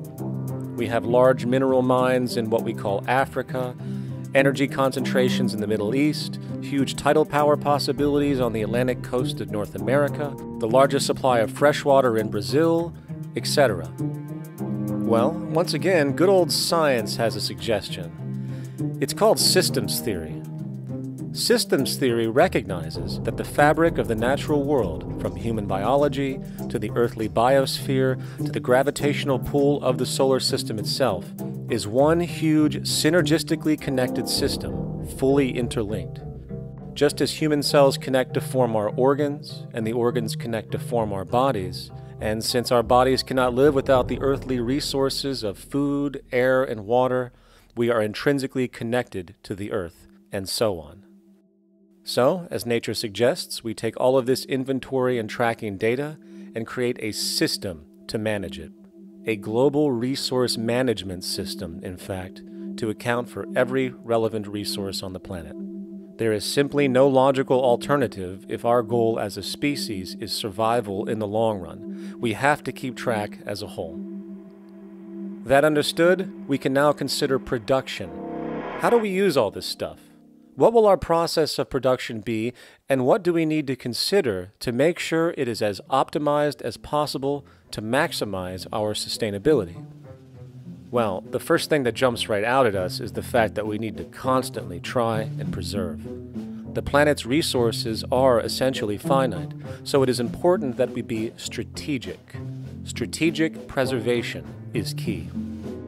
The second thing we recognize is that some resources are really not as good as others in their performance. In fact, some of this stuff, when put into use, has a terrible effect on the environment, which invariably hinders our own health. For example, oil and fossil fuels, no matter how you cut it, release some pretty destructive agents into the environment. Therefore, it is critical we do our best to use such things only when we really have to, if at all. Fortunately for us, we see a ton of solar, wind, tidal, wave, heat differential, and geothermal possibilities for energy production, so we can strategize objectively about what we use and where to avoid what could be called negative retroactions, or anything that results from production or use that damages the environment and hence ourselves. We will call this strategic safety to couple in with our strategic preservation. But production strategies do not stop there. We are going to need an efficiency strategy for the actual mechanics of production itself. And what we find is that there are roughly 3 specific protocols we must adhere to. 1. Every good we produce must be designed to last as long as possible. Naturally, the more things break down, the more resources we are going to need to replace them, and the more waste produced. 2. When things do break down or are no longer usable for whatever reason, it is critical that we harvest or recycle as much as we possibly can. So the production design must take this into account directly at the very earliest stages. 3. Quickly evolving technologies, such as electronics, which are subject to the fastest rates of technological obsolescence, would need to be designed to foreshadow and accommodate physical updates. The last thing we want to do is throw away an entire computer system just because it has only one broken part or is outdated. So we simply design the components to be easily updated, part by part, standardized and universally interchangeable, foreshadowed by the current trend of technological change. And when we realize that the mechanisms of strategic preservation, strategic safety, and strategic efficiency are purely technical considerations, devoid of any human opinion or bias, we simply program these strategies into a computer which can weigh and calculate all the relevant variables, allowing us to always arrive at the absolute best method for sustainable production based on current understandings. And while that might sound complex, all it is a glorified calculator. Not to mention, such multivariate decision-making and monitoring systems are already used across the world today for isolated purposes. It is simply a process of scaling it out. So, now we not only have our resource management system, but also a production management system, both of which are easily computer automated to maximize efficiency, preservation, and safety. The informational reality is that the human mind, or even a group of humans, cannot track what needs to be tracked. It must be done by computers, and it can be. And this brings us to the next level, distribution. What sustainability strategies make sense here? Well, since we know that the shortest distance between 2 points is a straight line, and since energy is required to power transport machines, the less transport distance, the more efficient. Producing goods in one continent and shipping them over to another only makes sense if the goods in question simply cannot be produced in the target area. Otherwise, it is nothing but wasteful. We must localize production so distribution is simple, fast, and requires the least amount of energy. We'll call this the proximity strategy. which simply means we reduce the travel of goods as much as possible, whether raw materials or finished consumer products. Of course, it might also be important to know what goods we are transporting and why, and this falls under the category of demand. And demand is simply what people need to be healthy and to have a high quality of life. The spectrum of material human needs range from core life-supporting necessities, such as food, clean water, shelter, to social and recreational goods, which allow for relaxation and personal social enjoyment, both important factors in human and social health overall.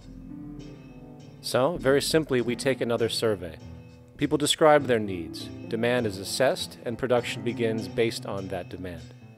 And since the level of demand of different goods will naturally fluctuate and change around different regions, we need to create a demand distribution tracking system, so to avoid overruns and shortages. Of course, this idea is old news. It is used in every major store chain today to make sure they keep up with their inventory.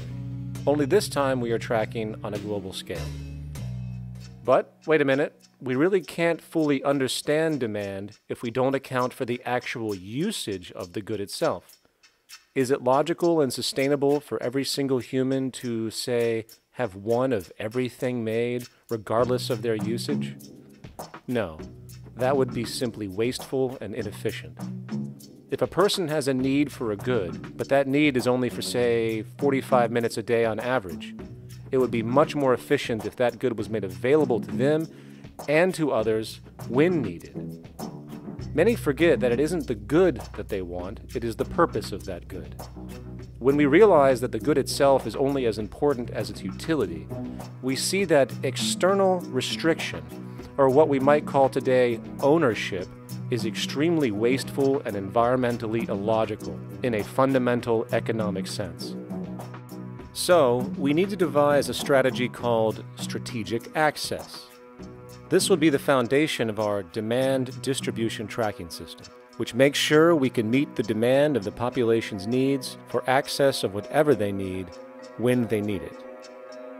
And as far as physically obtaining the goods, centralized and regional access centers all make sense for the most part, placed in close proximity to the population, and a person would simply come in, take the item, use it, and when finished, return it when it is no longer needed.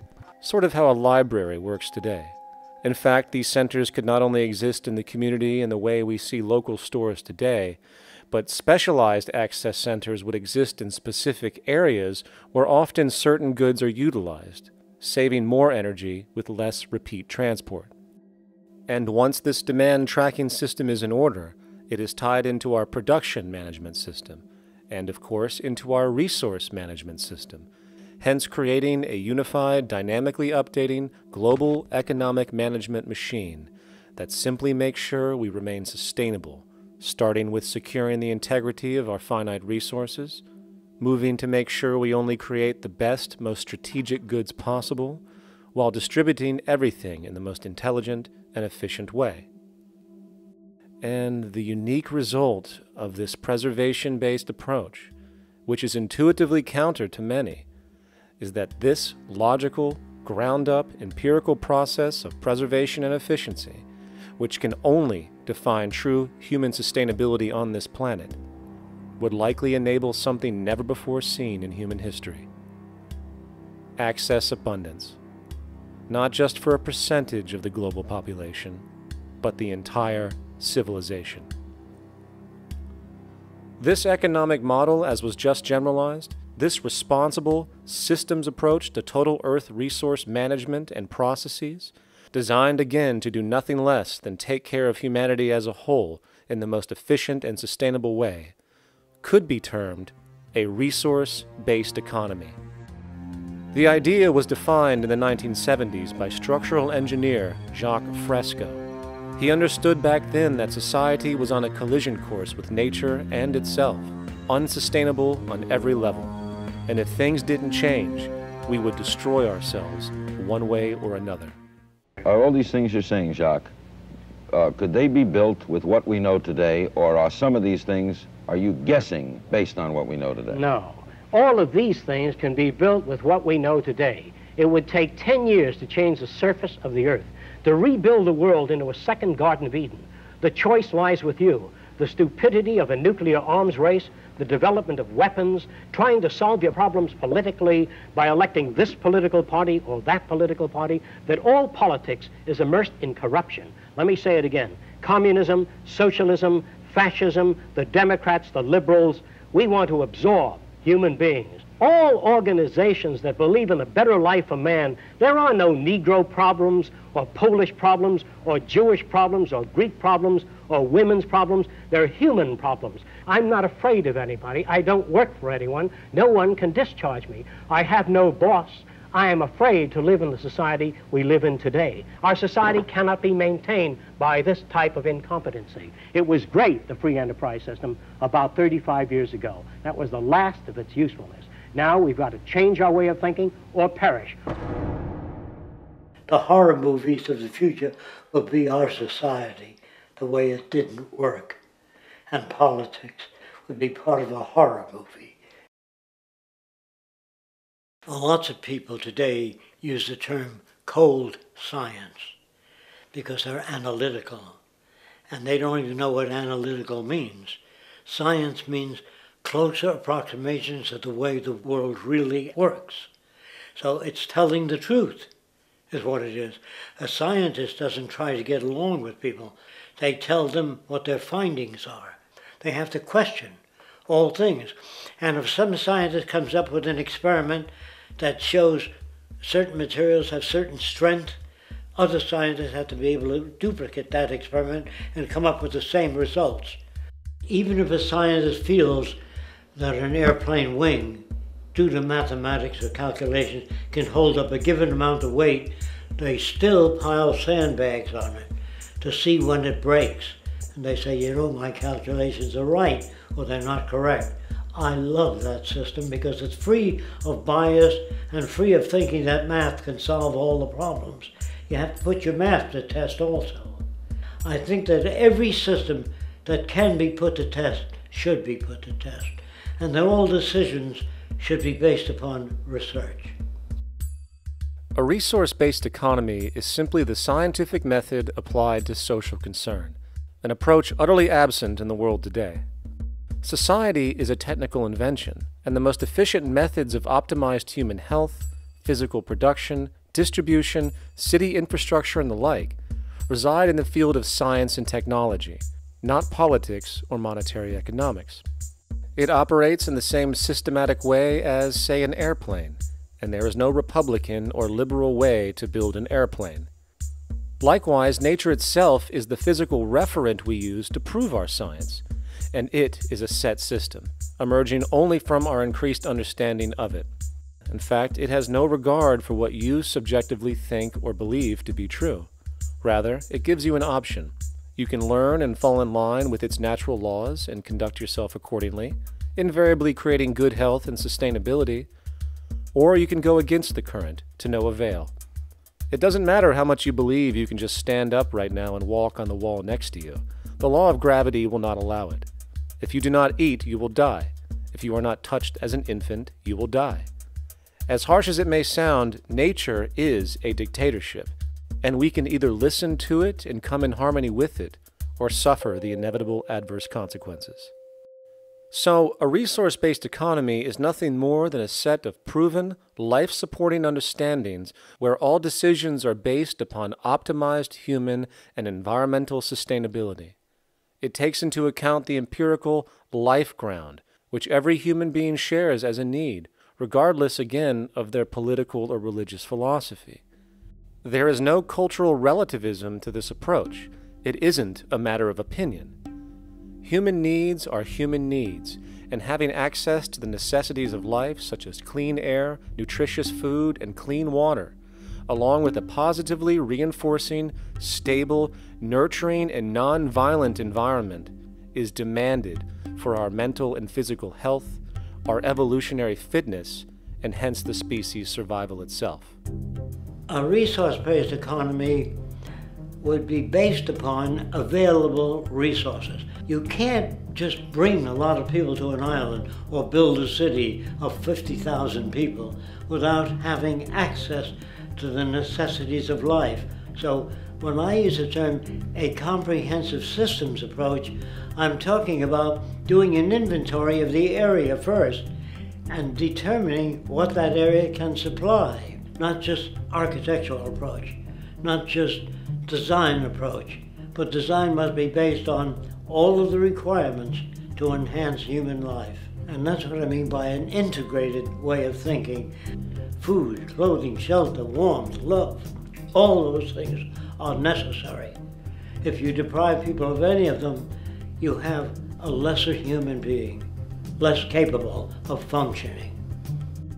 As previously outlined, a resource-based economy's ground-up, global, systems approach to extraction, production, and distribution is based upon a set of true economic mechanisms, or strategies, which guarantee efficiency and sustainability in every area of the economy. So, continuing this train of thought regarding logical design, what is next in our equation? Where does all this materialize? Cities. The advent of the city is a defining feature of modern civilization. Its role is to enable efficient access to the necessities of life, along with increased social support and community interaction. So how would we go about designing an ideal city? What shape should we make it? Square? Trapezoid? Well, given we're going to be moving around the thing, we might as well make it as equidistant as possible for ease, hence the circle. What should the city contain? Well, naturally we need a residential area, a goods production area, a power generation area, an agricultural area. But we also need nurturing as human beings, hence culture, nature, recreation, and education. So let's include a nice open park, an entertainment events area for cultural purposes and socializing, and educational and research facilities. And since we're working with a circle, it seems rational to place these functions in belts based on the amount of land required for each goal, along with ease of access. Very good. Now, let's get down to specifics. First, we need to consider the core infrastructure, or intestines, of the city organism. These would be the water, good, waste, and energy transport channels. Just as we have water and sewage systems under our cities today, we would extend this channeling concept to integrate waste recycling and delivery itself. No more mailmen or garbage men. It is built right in. We could even use automated pneumatic tubes and similar technologies. Same goes for transport. It needs to be integrated and strategically designed to reduce or even remove the need for wasteful, independent automobiles. Electric trams, conveyors, transveyors, and maglevs, which can take you virtually anywhere in the city, even up and down, along with connecting you to other cities as well. And of course, in the event an automobile is required, it is automated by satellite for safety and integrity. In fact, this automation technology is in working order right now. Automobile accidents kill about 1.2 million people every single year, injuring about 50 million. This is absurd and doesn't have to occur.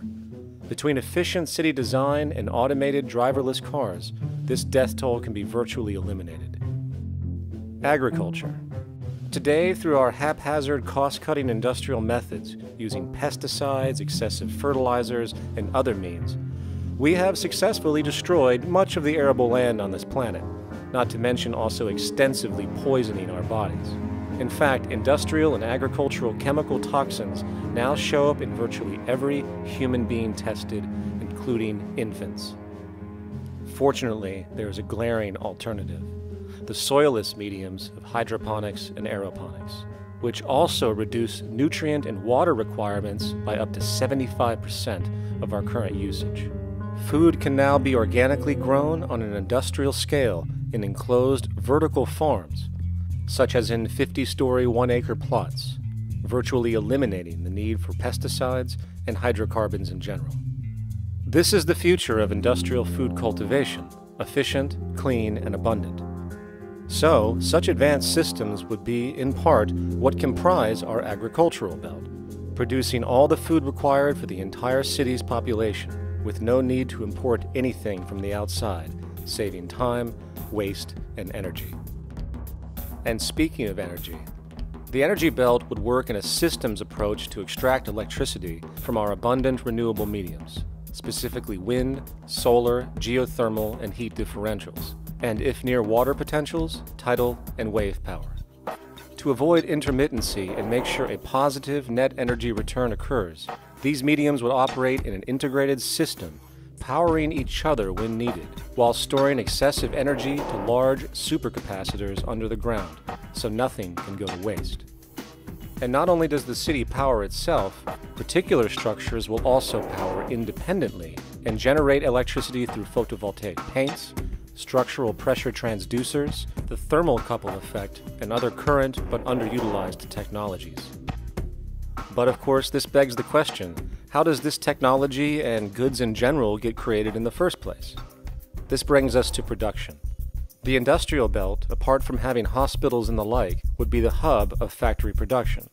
Completely localized overall, it would of course obtain raw materials by way of the global resource management system just discussed, with demand being generated by the population of the city itself. As far as the mechanics of production, we need to discuss a new, powerful phenomenon which was sparked very recently in human history and is on pace to changing everything. It's called mechanization, or the automation of labor. Well, if you look around you, you'll notice that almost everything that we use today is built automatically. Your shoes, your clothes, your home appliances, your car, and so on.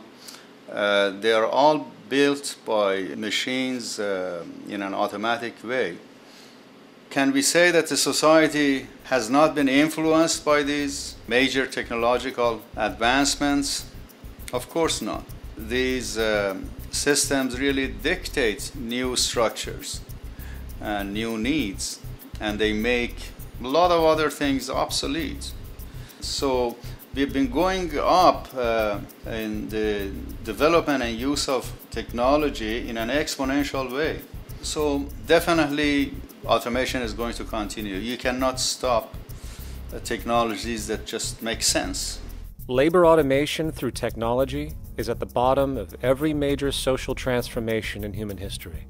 From the agricultural revolution and the invention of the plow, to the industrial revolution and the invention of the powered machine, to the information age we live in now through essentially the invention of advanced electronics and computers. And with regard to advanced production methods today, mechanization is now evolving on its own, moving away from the traditional method of assembling component parts into a configuration into an advanced method of creating entire products in one single process. Like most engineers, I'm fascinated by biology because it's so full of examples of extraordinary pieces of engineering. And absolutely, what biology is the study of things that copy themselves. Of course, that's good a definition of life as we've got. Again, as an engineer, I've always been intrigued by the idea of machines that would copy themselves. ReUpload is a three-dimensional printer. That's to say, it's a printer that you plug into a computer, and instead of making two-dimensional sheets of paper with patterns on, it makes real, physical, three-dimensional objects. Now, there's nothing new about that. 3D printers have been around for about 30 years. Big thing about ReUpload is that it prints most of its own parts. And so if you've got one, you can make another one and give it to a friend, as well as being able to print lots of useful things. From the simple printing of basic household goods in your home, to the printing of an entire automobile body in one swoop, advanced automated 3D printing now has the potential to transform virtually every field of production, including home construction. Contour crafting is actually a fabrication technology, the so-called 3D printing, when you directly build a 3D object from a computer model. Using contour crafting, it will be possible to build a 2,000 square foot home entirely by the machine in one day. The reason that people are interested in automating construction is that it really brings a lot of benefits. For example, construction is pretty labor intensive, and although it provides job for a sector of the society, it also has issues and complications. For example, construction is the most dangerous job that there is. It is worse than mining and agriculture. It has got the highest level of fatality almost in every country. Another issue is the waste. An average home in the United States has 3 to 7 tons of waste. So this is huge if we look at the impact of construction and knowing that about 40% of all materials in the world are used in construction. So big waste of energy and resources and big damage to the environment as well. Making homes using hammers and nails and wood with the state of our technology today is really absurd and will go the way of our labor class in regards to manufacturing in the United States. Recently, there was a study by economist David Autor of MIT that states that our middle class is obsolete and being replaced by automation. Quite simply, mechanization is more productive, efficient, and sustainable than human labor in virtually every sector of the economy today. Machines do not need vacations, breaks, insurance, pensions, and they can work 24 hours a day every day. The output potential and accuracy compared to human labor is unmatched. The bottom line, repetitive human labor is becoming obsolete and impractical across the world, and the unemployment you see around you today is fundamentally the result of this evolution of efficiency in technology. For years, market economists have dismissed this growing pattern, which could be called technological unemployment, because of the fact that new sectors always seem to emerge to reabsorb the displaced workers. Today, the service sector is the only real hub left and currently employs over 80% of the American workforce, with most industrialized countries maintaining a similar proportion. However, this sector is now being challenged increasingly by automated kiosks, automated restaurants, and even automated stores. Economists today are finally acknowledging what they have been denying for years. Not only is technological unemployment exacerbating the current labor crisis we see across the world due to the global economic downturn, but the more the recession deepens, the faster the industries are mechanizing. The catch, which is not realized, is that the faster they mechanize to save money, the more they displace people, the more they reduce public purchasing power.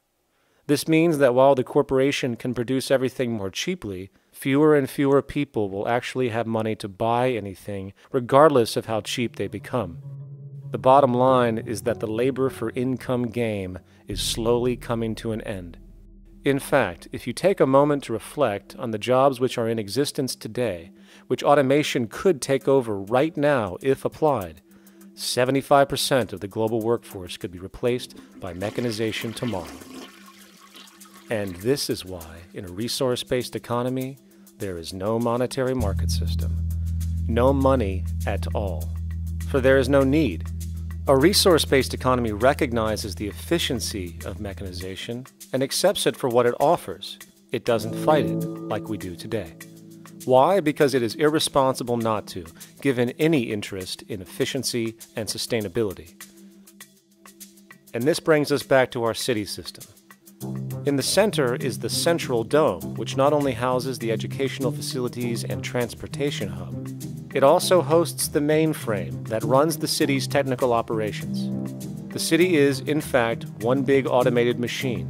It has sensors in all technical belts to track the progress of agriculture, energy gathering, production, distribution, and the like.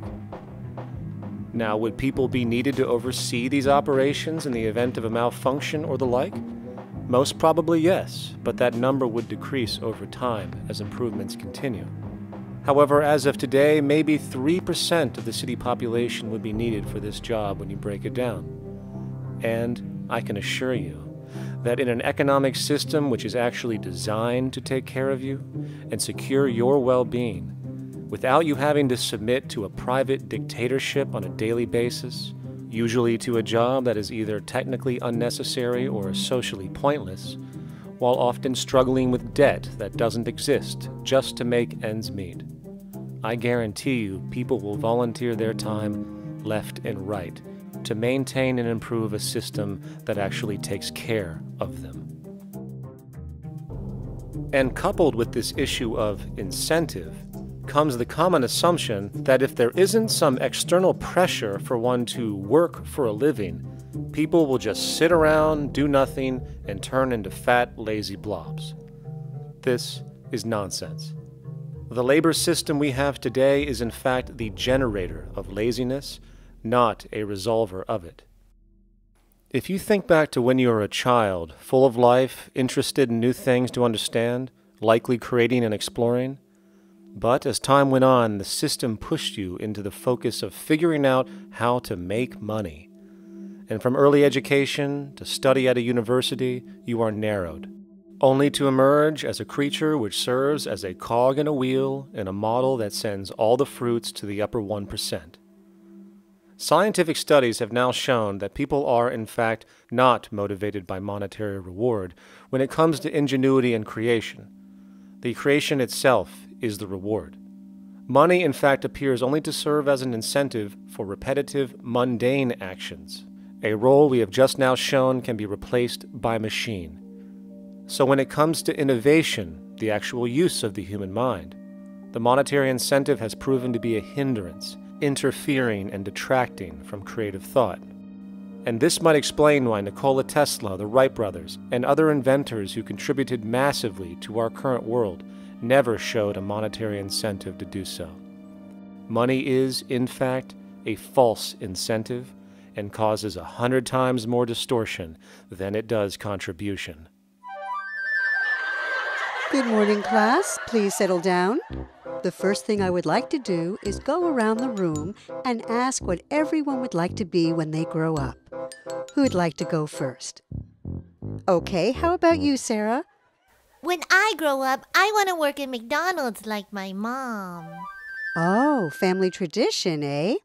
How about you, Linda? When I grow up, I'm going to be a prostitute on the streets of New York City. Oh, glamour girl, huh? Very ambitious. How about you, Tommy? When I grow up, I'm going to be a rich, elitist businessman who works on Wall Street and profits off of the collapse of foreign economies. Enterprising, and great to see some multicultural interest. As stated before, a resource-based economy applies the scientific method to social concern, and this isn't limited to simply technical efficiency. It also has the consideration of human and social well-being directly and what comprises it. What good is a social system if, in the end, it doesn't produce happiness and peaceful coexistence?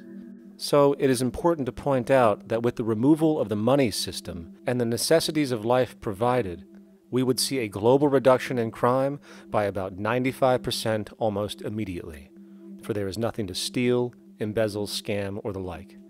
95% of all people in prisons today are there due to some monetary-related crime or drug abuse, and drug abuse is a disorder, not a crime. So what about the other 5%, the truly violent, often seeming to some as being violent for the sake of being violent? Are they just evil people? The reason that I frankly think it's a waste of time to engage in moral value judgments about people's violence is because it doesn't advance by one iota our understanding of either the causes or the prevention of the violent behavior.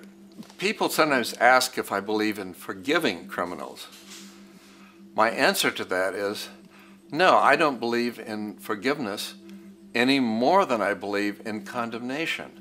It's only if we as a society can take the same attitude of treating violence as a problem in public health and preventive medicine rather than as a moral evil.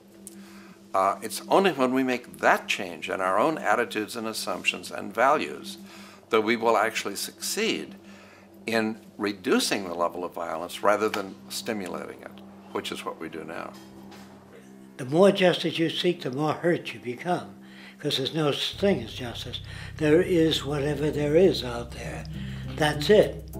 In other words, if people are conditioned to be racist, bigots, if they're brought up in an environment that advocates that, why do you blame the person for it? They're a victim of a subculture. Therefore, they have to be helped. The point is, we have to redesign the environment that produces aberrant behavior. That's the problem, not putting a person in jail. That's why judges, lawyers, freedom of choice, such concepts are dangerous, because it gives you misinformation that the person is bad or that person is a serial killer. Serial killers are made, just like soldiers become serial killers with a machine gun. They become killing machines, but nobody looks at them as murderers or assassins, because that's natural. So we blame people. We say, well, this guy was a Nazi, he tortured Jews. No, he was brought up to torture Jews. Once you accept the fact that people have individual choices and they're free to make those choices, free to make choices means without being influenced. And I can't understand that at all. All of us are influenced in all our choices by the culture we live in, by our parents, and by the values that dominate. So we're influenced. So there can't be free choices. What's the greatest country in the world? The true answer, I haven't been all over the world, and I don't know enough about different cultures to answer that question. I don't know anybody that speaks that way. They say, it's good old USA, the greatest country in the world. There's no survey. Have you been to India? No. Have you been to England? No. Have you been to France? No. What do you make your assumptions on? They can't answer. They get mad at you. They say, well, goddamn it, who the hell are you to tell me what to think? You know, don't forget, you're dealing with aberrated people. They're not responsible for their answers. They're victims of culture. That means they've been influenced by their culture.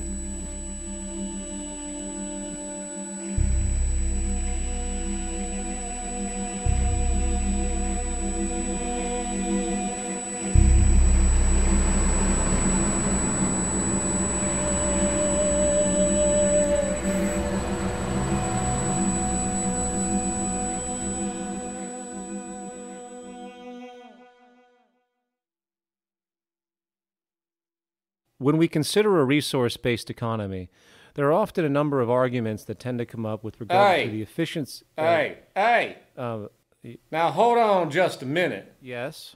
I know what this is. This is called Marxism, buddy. Stalin killed 800 billion people because of ideas like this. My father died in the gulag. Hold on. Communist, fascist. You don't like America, you should just leave. All right, everybody just calm down. Death to the New World Order. Death to the New World Order. And as the irrationality of the audience grew, shocked and confused, suddenly the narrator suffered a fatal heart attack. And the seemingly communist propaganda film was no more.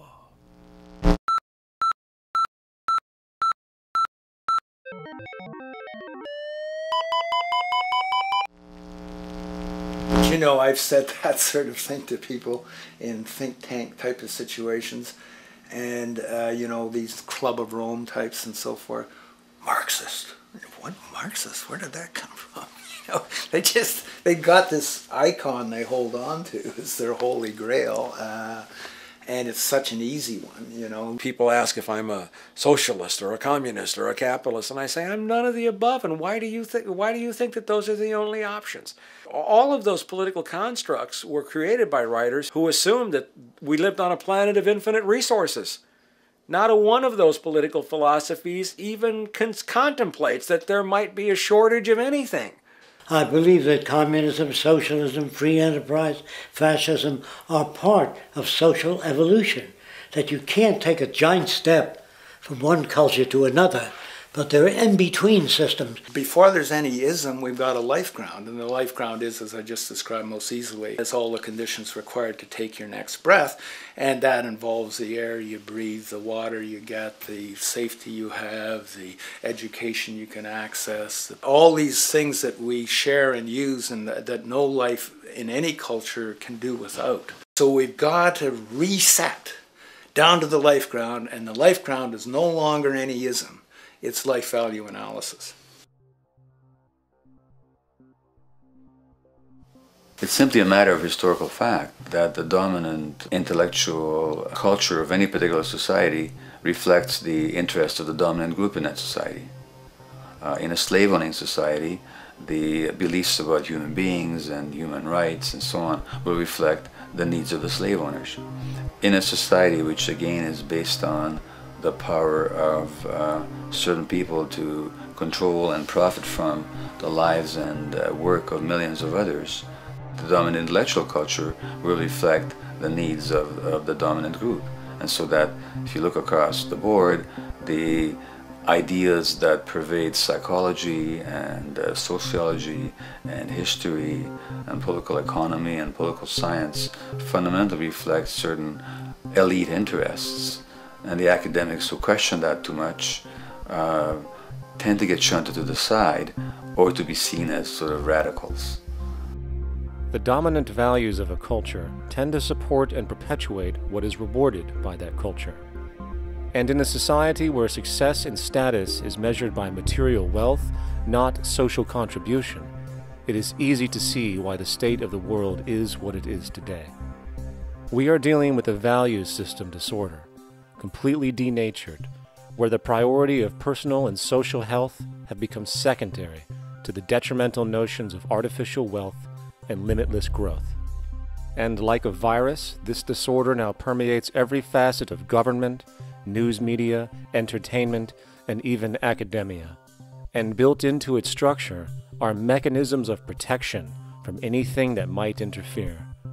Disciples of the monetary market religion, the self-appointed guardians of the status quo, constantly seek out ways to avoid any form of thought which might interfere with their beliefs, the most common of which are projected dualities. If you are not a Republican, you must be a Democrat. If you are not a Christian, you might be a Satanist. And if you feel society can be greatly improved to consider perhaps, I don't know, taking care of everyone, you're just a utopianist. And the most insidious of them all, if you are not for the free market, you must be against freedom itself. I'm a believer in freedom. Every time you hear the word freedom being said anywhere or government interference said anywhere, it means, decoded, blocking maximization of turning money into more money for private money possessors. That's it. Every other thing they'll say, oh, we need more commodities for people, oh, this is freedom against tyranny and so forth. Every time you see it, you can decode it down to that. And I think you'll find a one-to-one correlation with every time they use it. And this is a sense in which we might call it's a syntax, a governing syntax of understanding and of value, so that it governs beneath their own recognition of it. So they may not say, oh, I didn't mean that at all, but in fact, that's what they do. Just like you may speak a grammar, and you have rules of grammar you follow without recognizing what the rules are.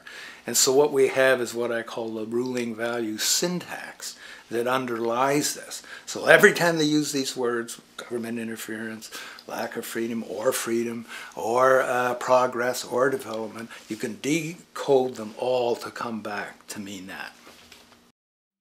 Of course, when you hear the word freedom, it tends to be in the same sentence with something called democracy. It's fascinating how people today seem to believe that they actually have a relevant influence on what their government does, forgetting that the very nature of our system offers everything for sale. The only vote that counts is the monetary vote, and it doesn't matter how much any activist yells about ethics or accountability. In a market system, every politician, every legislation, and hence every government is for sale.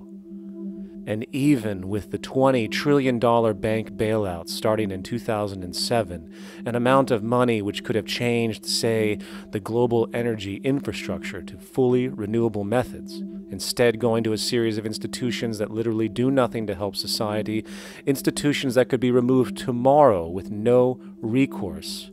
The blind conditioning that politics and politicians exist for the public well-being still continues. The fact is, politics is a business, no different than any other in a market system, and they care about their self-interest before anything else.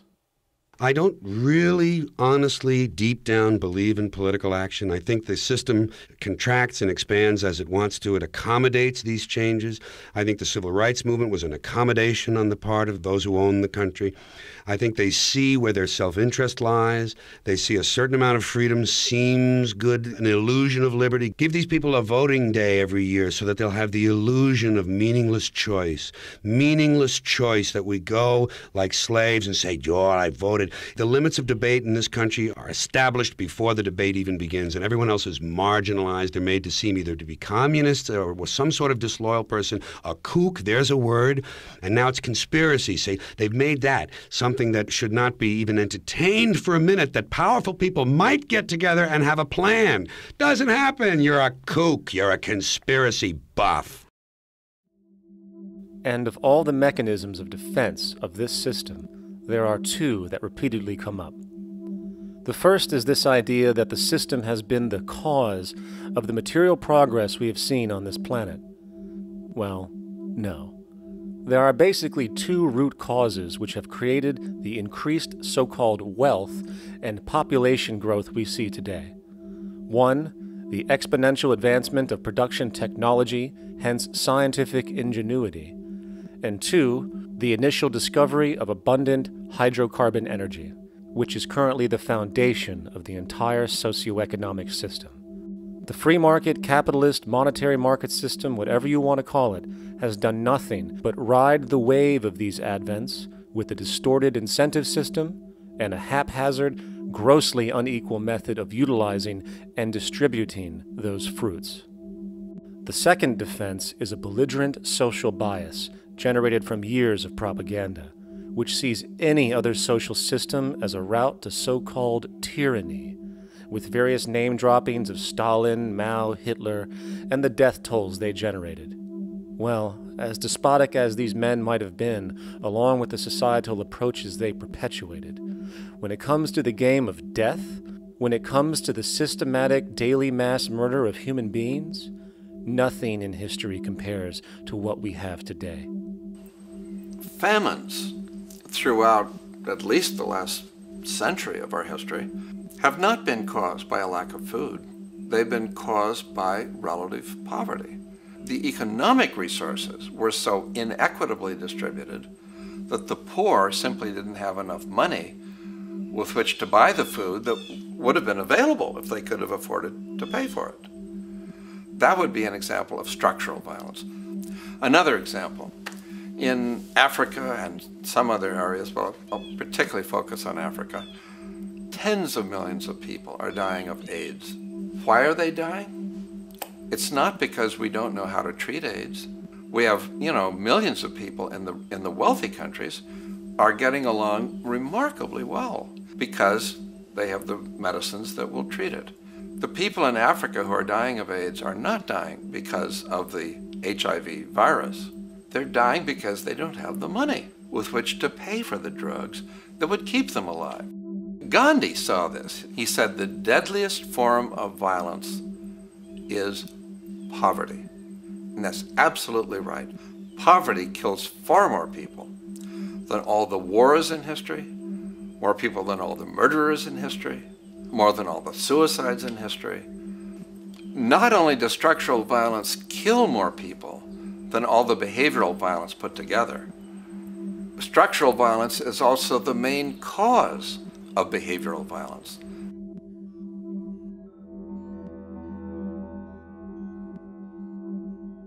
Oil is the foundation of, and it is present throughout the edifice of human civilization. There are 10 calories of hydrocarbon energy, oil and natural gas, in every calorie of food you and I eat in the industrialized world. Fertilizers are made from natural gas. Pesticides are made from oil. You drive oil-powered machines to plant, plow, irrigate, harvest, transport, package.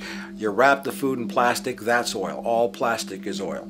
There are 7 gallons of oil in every tire. Oil is everywhere. It's ubiquitous. And it's only because of oil that there are 7 billion people, or almost 7 billion people on this planet right now. The arrival of this cheap, easy energy, which is equivalent, by the way, to billions of slaves working around the clock, changed the world in such a radical way over the last century, and the population has gone up 10 times. But by 2050, oil supply is able to support less than half the present world's population in their present way of life. So the scale of adjustment to live differently is just enormous. The world is now using 6 barrels of oil for every barrel it finds. 5 years ago, it was using 4 barrels of oil for every barrel it finds. A year from now, it's going to be using 8 barrels of oil for every barrel it finds. What's disturbing to me is the lack of any real effort from governments worldwide or industry leaders worldwide to do something different. I mean, we have these sort of attempts to build more wind power and to maybe do something with tide. We've got attempts to make our cars a little bit more efficient. But there's nothing which really looks like a revolution coming along. These are all pretty minor. And that, I think, is pretty frightening. And the governments who are driven by these economists who don't really appreciate what we're talking about are trying to stimulate consumerism to restore past prosperity in the hope that they can restore the past. They're printing yet more money lacking any collateral at all. So if the economy improves and recovers and growth, famous growth comes back, it'll only be short-lived because within a short period of time, counted in months rather than years, it'll hit the supply barrier again. There'll be another price shock and a deeper recession. So I think we go into a series of vicious circles. So you have the economic growth going up, price spike, everything shuts down, that's where we are now. Then it starts to come up again. But what we have now is this area where there's no more ability to produce cheap energy. We're at the peak. We're on the downslope of oil production. No way you're going to get any more out of the ground any faster, which means that things shut down. The price of oil drops, which it did in early 2009, but then as you have an ersatz so-called recovery, the price of oil starts to come back. It's recently been hovering around $80 a barrel, and what we see is at $80 a barrel now, with the economic and financial collapse, people are having a hard time affording that. World oil production right now is about 86 million barrels a day. Over 10 years, you're looking at roughly 40 million barrels a day having to be replaced. There's nothing around which can come even within 1% of meeting that sort of demand. If we don't do something pretty quickly, there's going to be a huge energy deficiency. I think the big mistake is in not recognizing a decade or so ago that a concerted effort needed to be made to develop these sustainable forms of energy. I think that's something our grandchildren will look back on with total disbelief. You people knew that you were dealing with a finite commodity. How could you possibly have built your economy around something which was going to disappear? For the first time in human history, the species is now faced with the depletion of a core resource central to our current system of survival. And the punchline of the whole thing is that even with oil becoming more and more scarce, the economic system will still blindly push its cancerous growth model, so people can go out and buy more oil-powered cars to generate GDP and jobs, exacerbating the decline. Are there solutions to replace the edifice of the hydrocarbon economy? Of course. But the path needed to accomplish these changes will not manifest through the market system protocols required, since new solutions can only be implemented through the profit mechanism. People are not investing in renewable energies because there is no money in it in both the long and short term, and the commitment needed to make it happen can only occur at a severe financial loss. Hence, there is no monetary incentive, and in this system, if there's no monetary incentive, things do not happen. And on top of it all, peak oil is just one of many surfacing consequences of the environmental social train wreck gaining speed today. Other declines include freshwater, the very fabric of our existence, which is currently showing shortages for 2.8 billion people, and those shortages are on pace to reach 4 billion by 2030. Food production, the destruction of arable cropland, from which 99.7% of all human food comes from today, is occurring up to 40 times faster than it is being replenished. And over the last 40 years, 30% of the arable land has become unproductive. not to mention that hydrocarbons are the backbone of agriculture today, and as it declines, so will the food supply. As far as resources in general, at our current patterns of consumption, by 2030 we will need 2 planets to continue our rates, not to mention the continual destruction of life-supporting biodiversity, causing extinction spasms and environmental destabilization across the globe. And with all of these declines, we have the near exponential population growth, where by 2030 there might be over 8 billion people on this planet. Energy production alone would need to increase 44% by 2030 to meet such demand. And again, since money is the only initiator of action, are we to expect that any country on the planet is going to be able to afford the massive changes needed to revolutionize agriculture, water processing, energy production, and the like, when the global debt pyramid scheme is slowly shutting the entire world down? Not to mention the fact that the unemployment you currently see is going to become normality due to the nature of technological unemployment. The jobs are not coming back. And finally, a broad social perspective. From 1970 to 2010, poverty on this planet doubled due to this system. And given our current state, do you honestly think we will see anything less than more doubling, more suffering, and more mass starvation? There is not going to be any recovery. This is not some long depression that we're someday going to pull out of. I think the next phase we're going to see after the next round of economic collapse is massive civil unrest, when employment checks stop being paid because the states have no money left. And when things get so bad that people lose confidence in their elected leaders, they will demand change if we don't kill each other in the process or destroy the environment. I'm just afraid that we might get to the point of no return. And that bothers me no end. We do all we can to avoid that condition. It's clear that we're on the verge of a great transition in human life. What we face now is this fundamental change of the life we've known over the last century. There has to be a link between the economy and the resources of this planet, the resources being, of course, all animal and plant life, the health of the oceans and everything else. This is a monetary paradigm that will not let go until it's killed the last human being. The in-group will do all it can to stay in power. And that's what you got to keep in mind. They'll use the Army and Navy and lives or whatever they have to use to keep in power. They're not about to give it up because they don't know of any other system that will perpetuate their kind.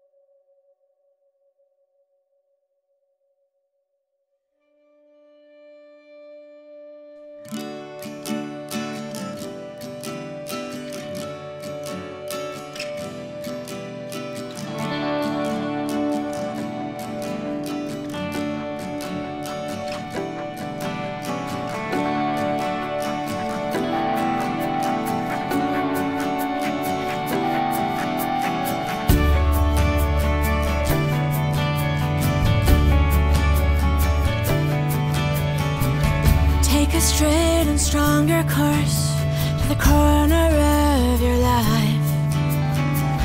Just remember that the goal is for us all to capture all we want. We have to don't surround yourself with yourself. Move on back to squares. Send an instant karma to me, and I shall live with love and care for yourself. 'Cause it's time and time with your time, and its news is captured for the Queen to use.